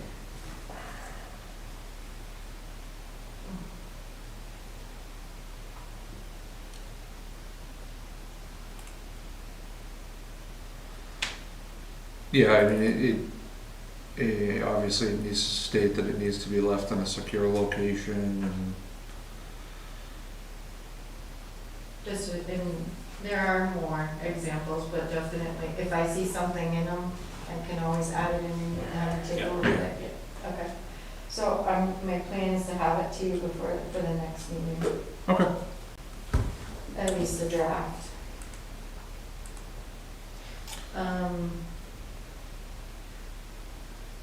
Mandatory training under letter E, we just want to make sure, run the draft agenda by you. We met, it's June 26th, right? No, June 25th. It's June 25th at Historic Town Hall. We had talked about putting it in another location, and we're not going to. We're going to keep it at Historic Town Hall. We met yesterday with Primex and the for joint loss, and we met with the department heads and talked more about the training. One thing I will let you know, Primex has talked to us about what our big issues have been for the past 3 years. They do it in a 3-year period. Slip, trips, and falls, which we did that training last year, so we're not going to hold it again. Continues to be the top of the list. We've gotten better, less claims. And then vehicle collision was still on the top of the list for the last 3 years. But 2 years ago, that was our collision avoidance training, so it doesn't make sense to do it again. We did talk about cybersecurity. Primex is available to do cybersecurity. Corey Pierce is heading up their program at Primex, so they were willing to come and do. Does it have to be Primex? Well, we picked Primex because we were going to do, Nesset, which Nesset, we're doing CyberHoop already, and that's pretty much the gist of what they would give us for training. Well, just the reason I ask is because there's some things that the fire department could put on that would be very beneficial to all departments, like CPR training, stop the bleed training. We did the stop the bleed last year, no, the year before. Did you? Yeah. Yeah. Okay. I'm just throwing it off. Oh, no, we talked about, so Ben actually, we talked about, is it NIAC? Is that the right term? It's NIAC? I know that's what he said. But he was checking on, so the gist of the group had been cybersecurity was the first part of the training. And so we talked to Nesset, we talked about doing Adam Group is under Primex anyway. So it all centered back to just do it with Primex. So we want to make sure you're okay with that for the first part. The second part was we were going to, as pest training, they're going to do it for free. It's a 45-minute training. Oh, yeah. We talked about that. We did talk about the fire department doing some type of other training as well, and we may need to throw in a third training because our demonstration just fell through. Could even do like an extinguisher training or something like that. Oh, we did that at the old fire department. That was fun. We should do that. Stuff on fire. So we originally have, and I have to follow up to make sure, but Mabel has to have a surgery. I don't know the surgery yet. I found out that's why she won't be at community night out. Arrow will be at community night out. He's coming out of retirement for one night. And then I wasn't sure, depending on what the surgery is, I wasn't sure if Mabel would be available to do a demonstration on the 25th. So we may throw in, I think the fire extinguisher training is a wicked good idea. So, in non-public, there's something I wanted to talk to you about on awards recognition. I'd rather not have it go out to the public until I was sure that you would do this. And also, I think it would be nice to surprise employees if we do it. So, but other than that, that's the schedule. I'll take, if we don't do the demonstration, we can throw in the fire extinguisher training. Any other thoughts? What are we cooking? Hamburgers and hot dogs. So, the department heads are all buying, each department is bringing something like last year. Yeah. We're providing hamburgers and hot dogs and one package of veggie burgers. We're providing. How many people is it gonna be? What? How many people? Right now it's about 65 estimate, but I'll have a better number later. We're getting the grill from the TTCC. Again, they were lending us their grill, so other than that. We've got some raffle items, each department head's supposed to bring in something from someone. You want me to cook again? I heard comments. At least they weren't overdone. Maybe she can use the fire extinguisher. Mine weren't over there. No, there was no I fire don't care extinguisher who needed. cooks, I just don't wanna cook. So, we still have time to figure that out. Are you good with the schedule? When is it? June 25th. Employees will start to arrive between 10:30 and 11, and then we'll go from there. You're gonna send out What an time are we invite? feeding them? Oh, we're feeding them, Yeah, feeding them at noon time, okay. 6:25, I'll send an invite. Send an invite. I gotta remind myself to take the day off. That's good too. Okay, right, I'm gonna move on. Clausick and Sanderson, they're our auditors, we did a special audit. We've already done it, I signed it, but they've asked that the chair sign it as well. We had to do an audit when Raymo retired to when Cheryl takes over. Tell them I'm gonna start charging them for my autograph. Shoot, I wonder if She's I- got your stamp. So, yeah, I can do that. So, I don't think you need to motion it, we had already approved that we were gonna do this. Yeah. I just need Rob's signature. Website updates, we just got notified this week that they are changing our website on us. Oh, God. Part of the reason, it's what they call Drupal migration. They're changing us from Drupal 7 to Drupal 10, and I guess it makes a difference to the layout. Kate and I have been talking about it. We're actually meeting with them tomorrow online, but we wanted to show you the layouts to get an opinion from you on the layouts. We've also started taking votes from department heads. Hang on. They're saying we're going from an open platform to a central platform. And Okay. we don't know what the timeline is yet. Kidding me? Hang on a minute.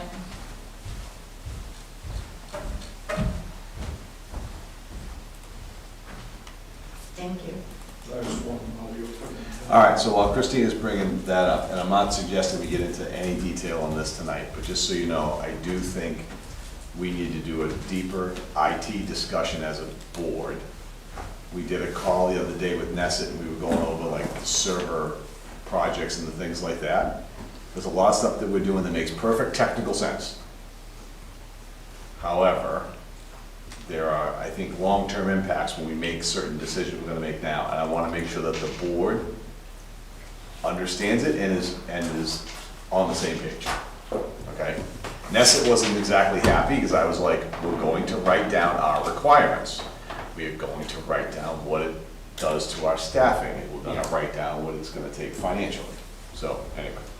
There were 5 layouts. Kate and I we're not gonna tell you what our pick was yet. We wanted you to look at these and give some input. This is layout standard 1. This is and of course, don't look at the wording. The wording is all, this is what the layout would be, but we would modify the wording to match what we. It's a template. The template, right. And Kate, chime in if you want to. This is standard 2. This is standard 3, maybe. Come on, open. Apparently I've opened them like 3 times. This is standard 3. Oh, that's right. And this is standard 4. So the only one that can do a slideshow is standard 4. And then this is the standard 5. These are the 5 layouts that we're being offered. Kate, is there a benefit to doing a slideshow? It's just that banner image at the top. Right now we have the shot of the lake at the top. The slideshow gives you the ability to put like 5 up there. Sorry. So the user. So you could have, Can we just have Kate pick it so we don't have to think about anything else? Well, I like 3. I'll tell you what we've picked, what Kate and I have picked, and we've gotten input from a couple of department heads so far, is 3. I trust Kate. So. Mine 3 is the only way. 3, this is, it's really nice looking. Of course, these words, obviously, they're just gonna, we thought about, we find out, okay, what's the timeline? What are they gonna do? What happens to all the documents? Will it transfer over easily? And then talk about how to set this up, what buttons should be there or not. This is really a nice looking site, so. And you're gonna have to make the editing down the road anyway, so you feel whatever works best for you. Yeah, and I have no idea what the back end is gonna look like yet, but it's an upgrade. They're making the software obsolete, so I imagine there will be some kind of learning curve, but I think it's gonna be better. In the Yeah, and it has the government residence business up above, so. Yeah. So, 3, sounds like it. I'll move it back out of here. Does the price go down? What? Kidding, go. I had to go to the remote desktop because Adobe won't open on this one. Yeah, it's all good. June 19th is our next meeting. It's community night out. Rob and I were talking, and we wanted to know if this board would consider moving the meeting till June 26th so that we could participate in community night out. The only thing I'll throw out there, we won't be able to do a live stream for anybody. Cade isn't going to be able to be here on the 26th, but we can record it via Zoom and still post the video. So we would just need to make sure everybody knows there's no live stream for the night we move it, but.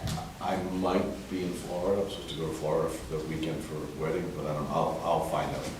I'm good with it, and I like the idea of having a presence at community night out. Yeah. I'll do the booth like I think I'll do the booth like we did before with the volunteer banner and trying to solicit people to get involved more. But. We actually have a game the same night, but I'll be there for part of it, so the game is there.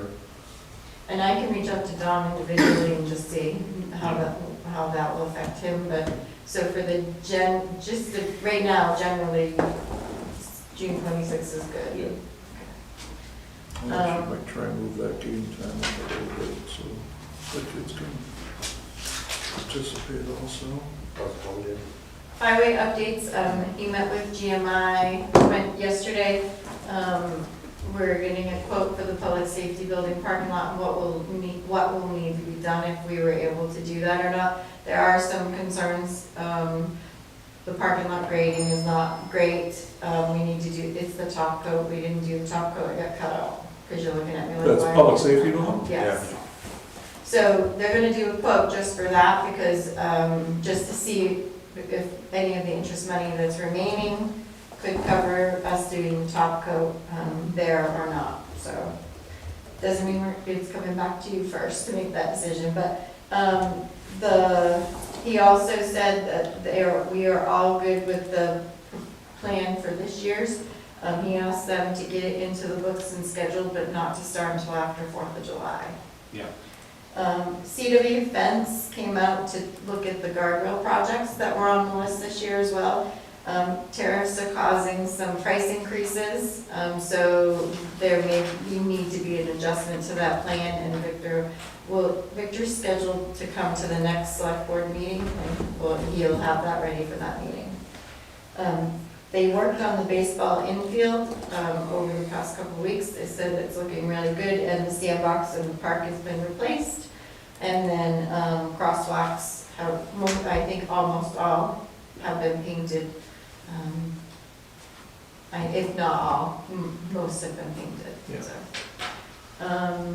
Did you, I might have missed it, you said something about paving, For this public safety building? just public safety, but, so the roads we have planned to pave. Ernest and Jen. Ernest, Harriet, Jonelle, Yeah. and Bristol Hill. Bristol Hill is a top coat, and Ernest, Harriet, and Jonelle So are we don't have dates on those yet. after the 4th. Yeah, okay. That's all, we don't have. I've just had a couple of concerns about particularly Ernest and Janelle. But when I told them those roads were being paved, those concerns were quickly squashed, so. Okay. They said they'd deal with the washboard for a couple of months. Oh, okay. Yeah, so it is going to be, they're pretty quick about it usually. I think Bristol Hill might have priority though. Yeah, But, sure.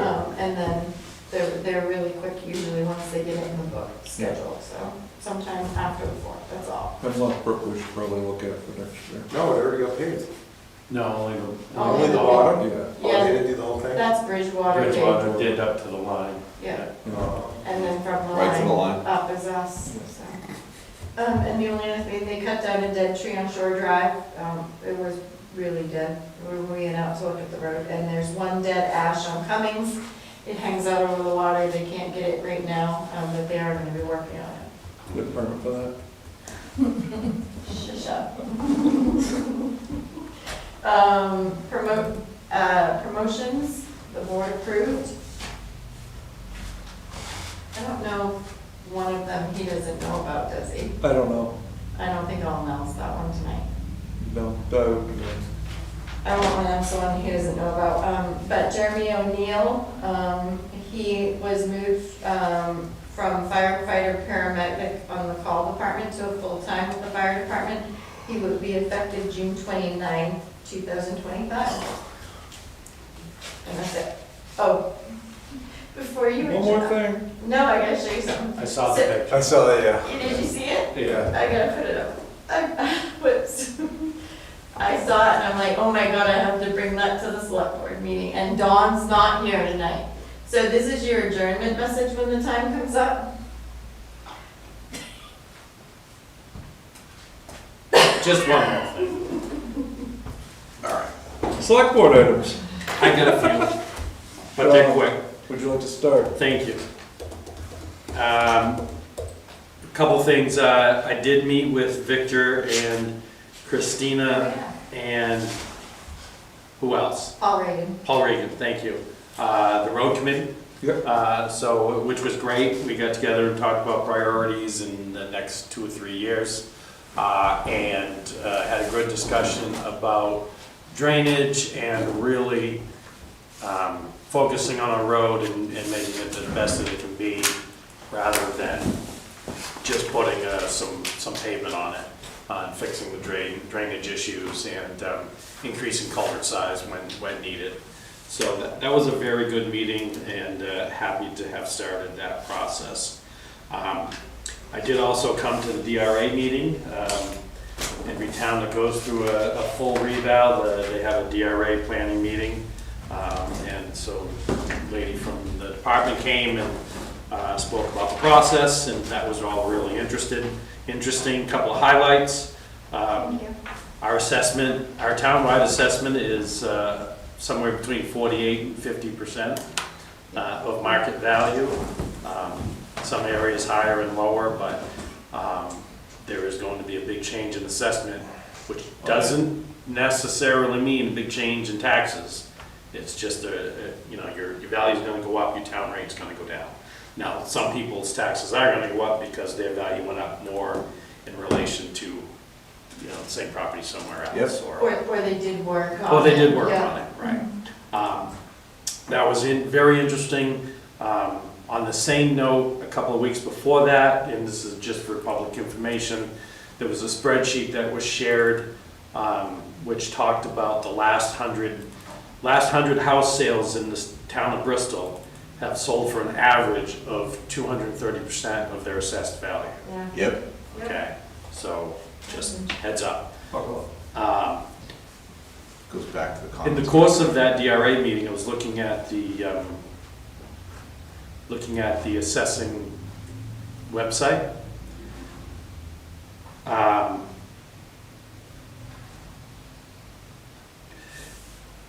It has a list of permits issued. It's only through February. She updated, I think she updated it since then, because I asked. Let me look. Okay, yeah, if we're gonna do that, then maybe monthly, it'd be good to have it monthly, because when I was looking during the meeting. So she's, so here, this is through May 31st. What ended up happening is we got a right to know, another one of those data mining right to knows came Yeah. in. And I emailed them back and referred them to the website, so we made sure that that was updated. Okay, So- okay, thank you.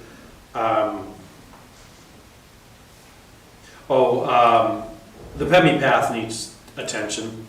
It's just a lot of weeds, a lot of, it's all just growing up around the edges and stuff, just needs to be, River Falls? yeah, sorry, Okay, River perfect. Falls, yeah. So they might have gone down yesterday or today. When did you go? Because they were out here mowing today. It was brought to my attention at the Conservation Commission meeting on Oh, yeah, yesterday, okay, so. I'll ask. But it might have already been done, but that's when he told me about it. That's what I got. Did you, in your conservation committee travels, has anything ever been discussed about like a courtesy sign at the spring? Actually, can't remember if we talked about that here or there. Well, we talked about mentioned it here. here before. Okay, Yeah. so no, we haven't. But there's a lot that's going, that is something I can talk, there's a lot of activity around the spring, obviously, we've talked about it here. And so we're really trying to be more proactive about long-term protection of the source. Yeah. And so that's high on our agenda, high on our priority list. But in the course of talking about that, we can certainly talk, Yeah, and just, I mean, I know you're not gonna sit there and enforce it, but, just something. Believe it or not, the Breck Planky Spring has 69 reviews on Google. What? 4.9 stars. All for people from outside of Bristol. Yeah. Yeah. I looked it up this morning because I was looking at, I had one of those things where you sometimes can't remember a name, so I'm like, I think it's Breck Planky, so I looked it up on Google. Yeah, it's got. Go put a bunch of 1 stars. He was bored. Yeah, right, so people don't visit. Sorry. You good? Yeah, I'm good. Scott? I can't think of anything right now. John? Okay, so let's see, I got a few things. First thing is, we really gotta get it on the agenda for us to go over that night that we did our priority list. I haven't done anything with the EDC yet. I've talked to Bruce, I've talked to a few other people, because everybody seems to be waiting for us to say, these are the things that we're saying are the select board's priorities around what we're trying to get done, right? So we just need to figure out a good time to get that on the agenda, because that was the night, Rob, I think you were here, and Dawn ran the meeting, and we did we did sort of a preliminary. Yeah. We said we'd come back and review that. We haven't really had a chance to do that. Believe me, I know there's been 1,000 things that have come up, but we gotta get through that so we can then start to communicate with all the boards. Hey, this is what we got going What we on. probably need to do at some point is do a work session. But the problem is we're coming into that time of year where everybody's going away and. I get it, but we right now, we got a whole bunch of volunteers, I think, that are waiting for us Yeah. to divine whatever we're saying the priority is. Which is why I got so passionate earlier about let's give the vision section to the all committees, because it gives them structure, and it starts to ground everybody with where we're intending to go, Yeah. right? So that's, yeah, go ahead. The next meeting, you have two department heads coming into, but knock on wood, if the agenda stays smaller, you might be able to do it then. Which would be the So that's the 29th, I'm just- 26th. Yeah, I'll see if I can work with the travel schedule. I just gotta go figure out when. I don't know whether the wedding I'm going to is Friday night or Saturday. I gotta go find out. Well, all right, well. Because I know we didn't book flights yet. Okay. I was gonna say we could do a quick work session next Thursday, but I can't be here, so. I'm not gonna Anyway, say- so that's one. Two, I mentioned earlier the IT stuff. I think the IT stuff, and we probably gotta get a conversation going on Hub 66 again. We really haven't come back to that. We've had a couple of discussions, Christina and I, with the attorney, and we need to follow up with him again around what he's found out about their sale, right? And then how does that impact us? And I think there's just, a pretty good amount of work that's gotta happen there. The last one, what was the last one? IT? No, EDC. Yeah, so EDC is just waiting on some of those other pieces.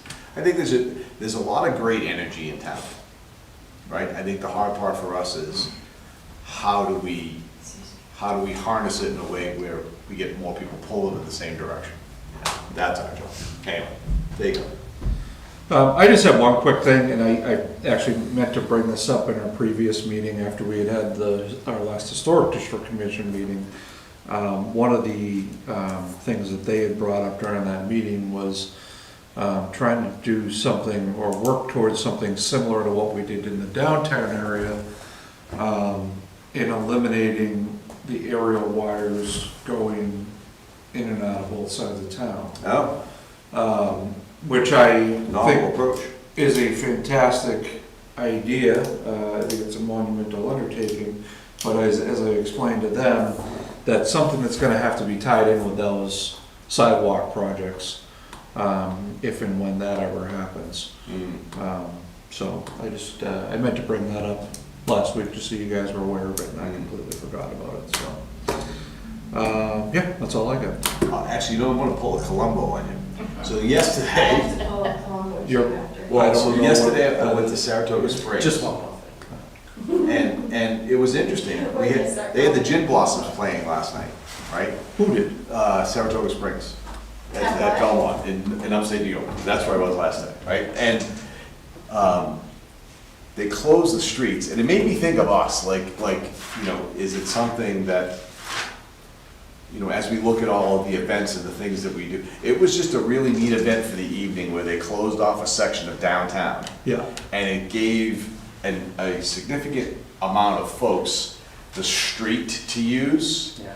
And then it really opened up and excelled a lot of the businesses, the bars and whatever, right? Like they were able to kind of do something. I don't know, like as we look at different things, that may be something really interesting to try. Well, What we Yeah. have to be careful about Yeah. is that state.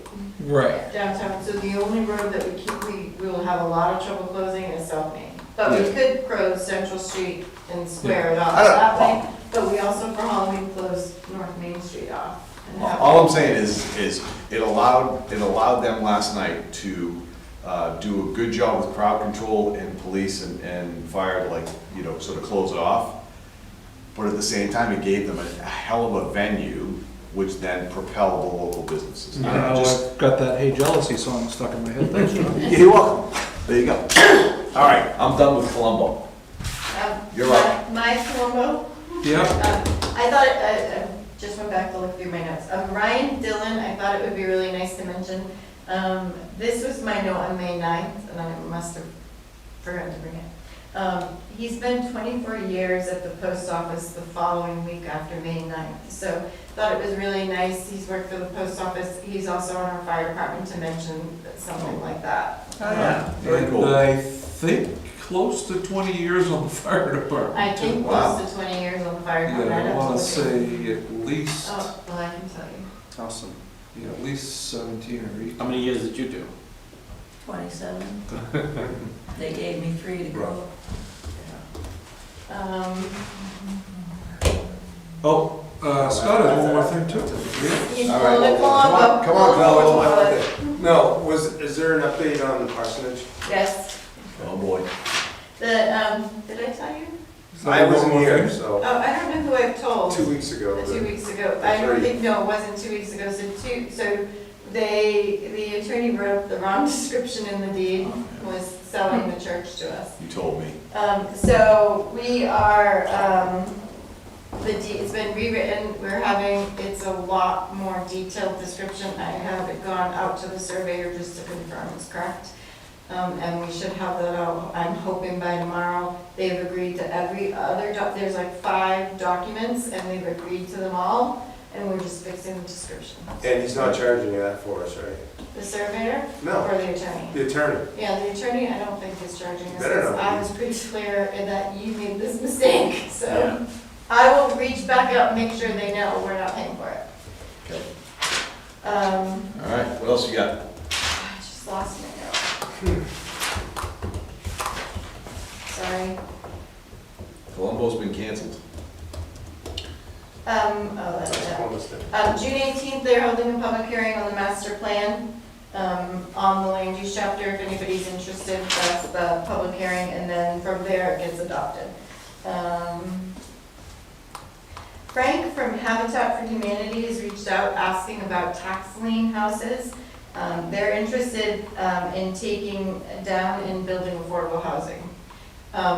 I was thinking of suggesting the one we just took on South Main Street, but I don't know how much they would, if they would pay for it or not, or how much they would pay for it. But before I suggested that, I wanted to reach out to you, or talk to you. Yeah. I can't think of any others because we just sold. Given the fact that we got almost, I mean, well, we didn't get, but I don't want to give anything away. No, but that one's gotta be cleaned up. So the only thing I would say to you, so I don't want to give it away either. However, I would give it away. That one?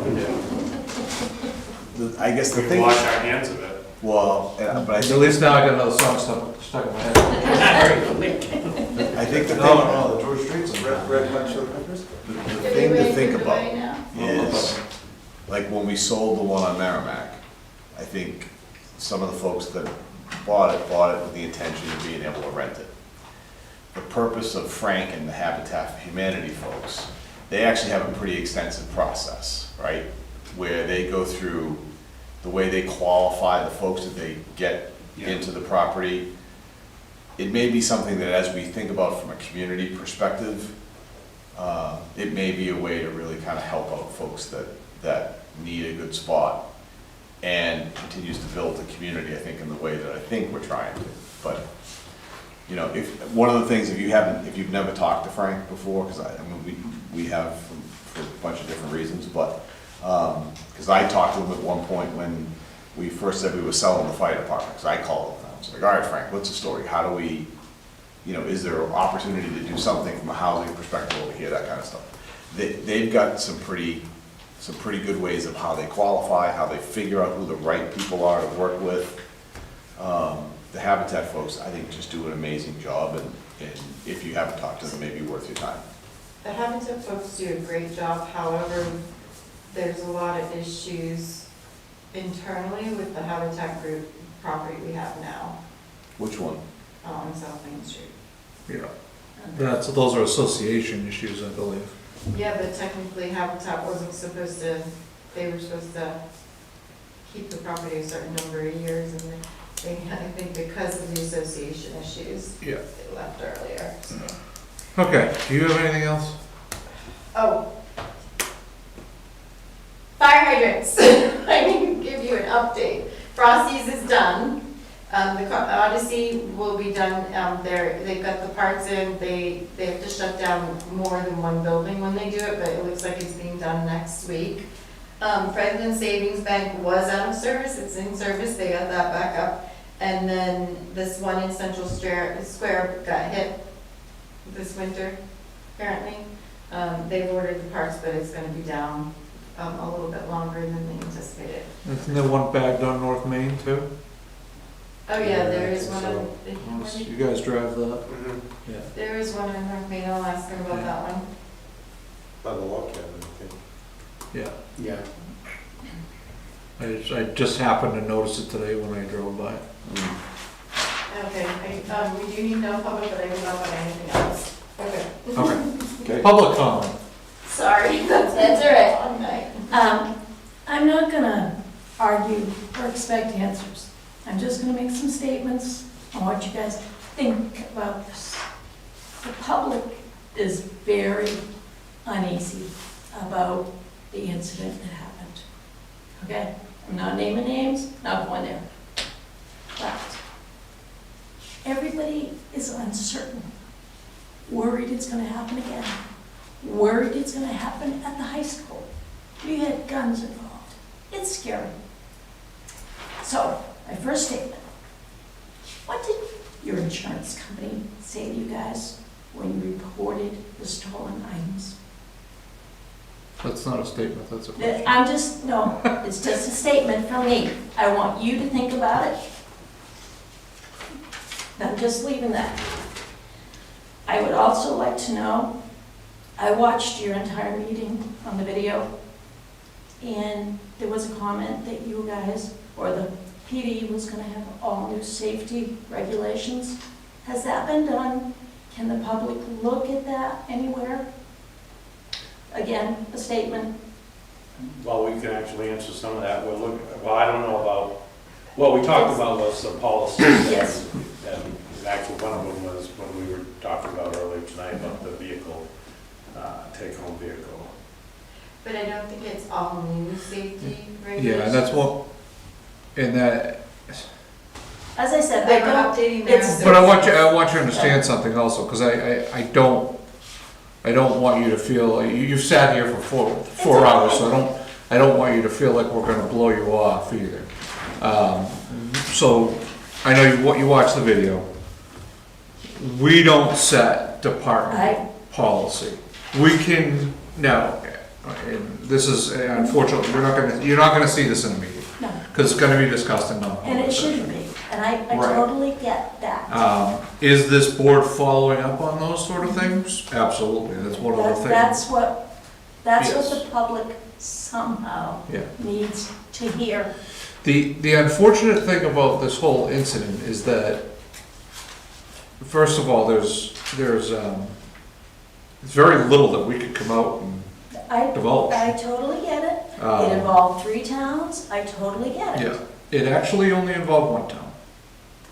So, and that's another thing I'm gonna say, is there's a great deal of misinformation being spread out there.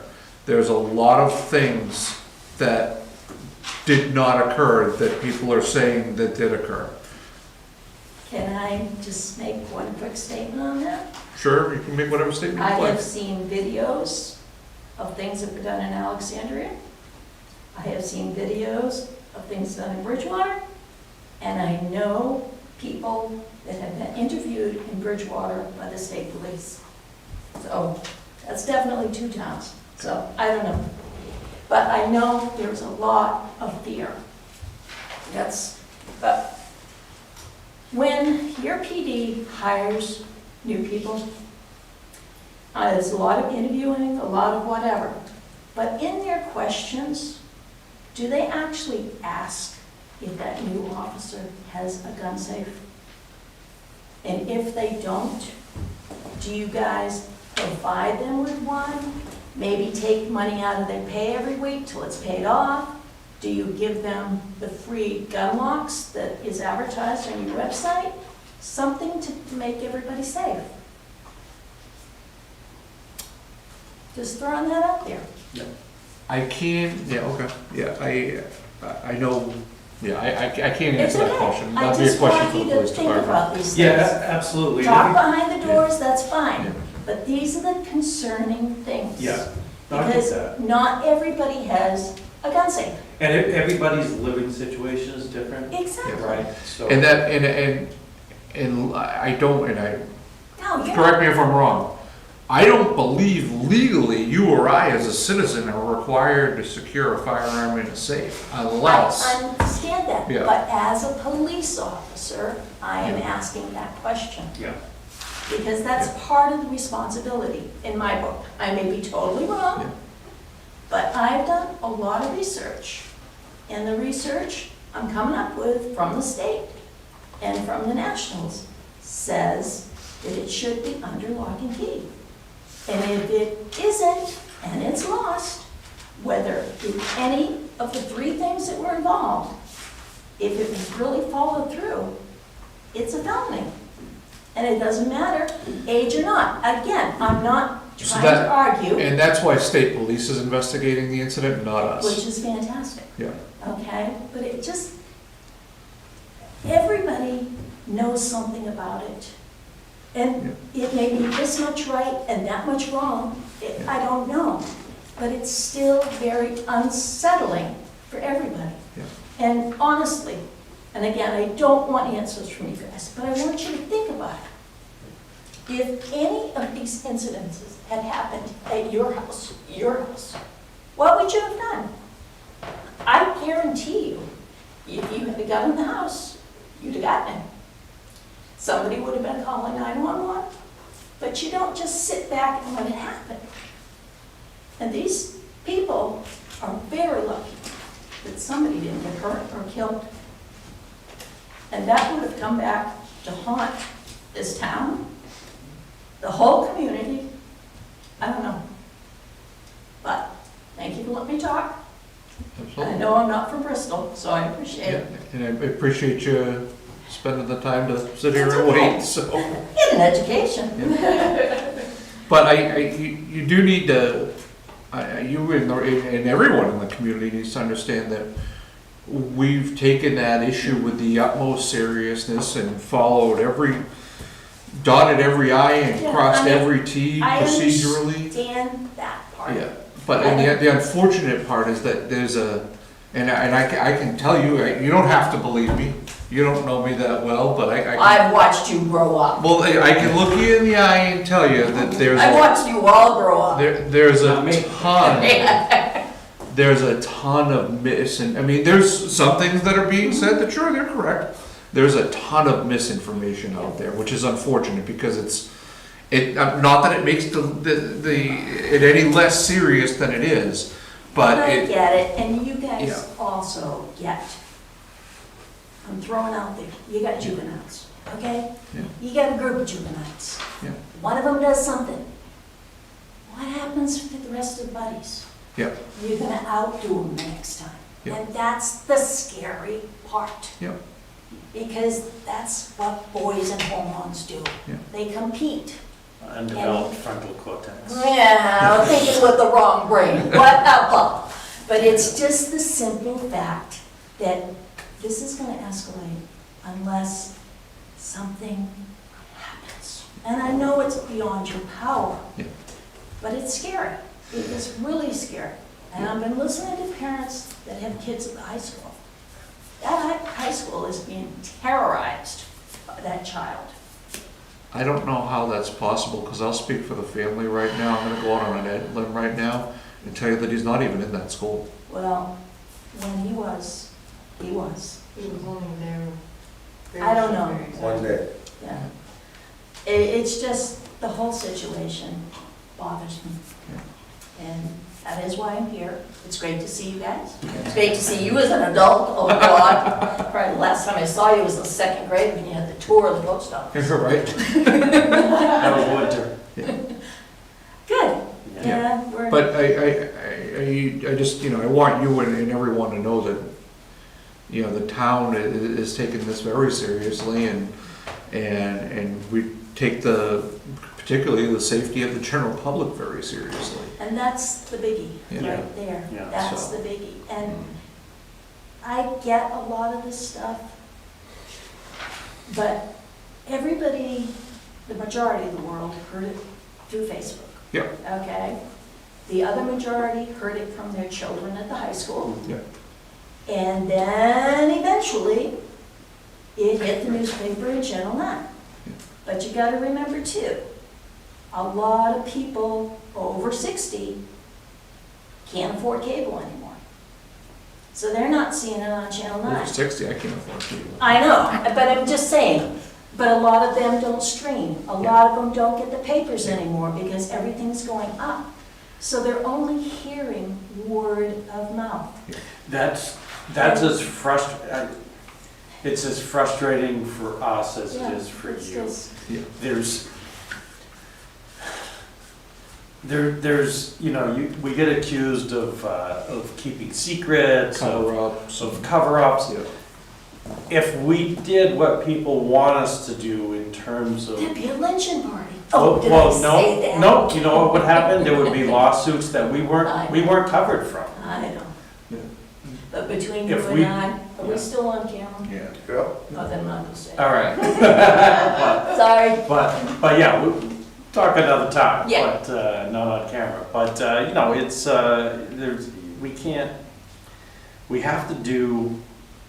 we have to do right by everyone, not only our employees but the public, and by saving them from unnecessary expenses of a lawsuit that we're not covered for.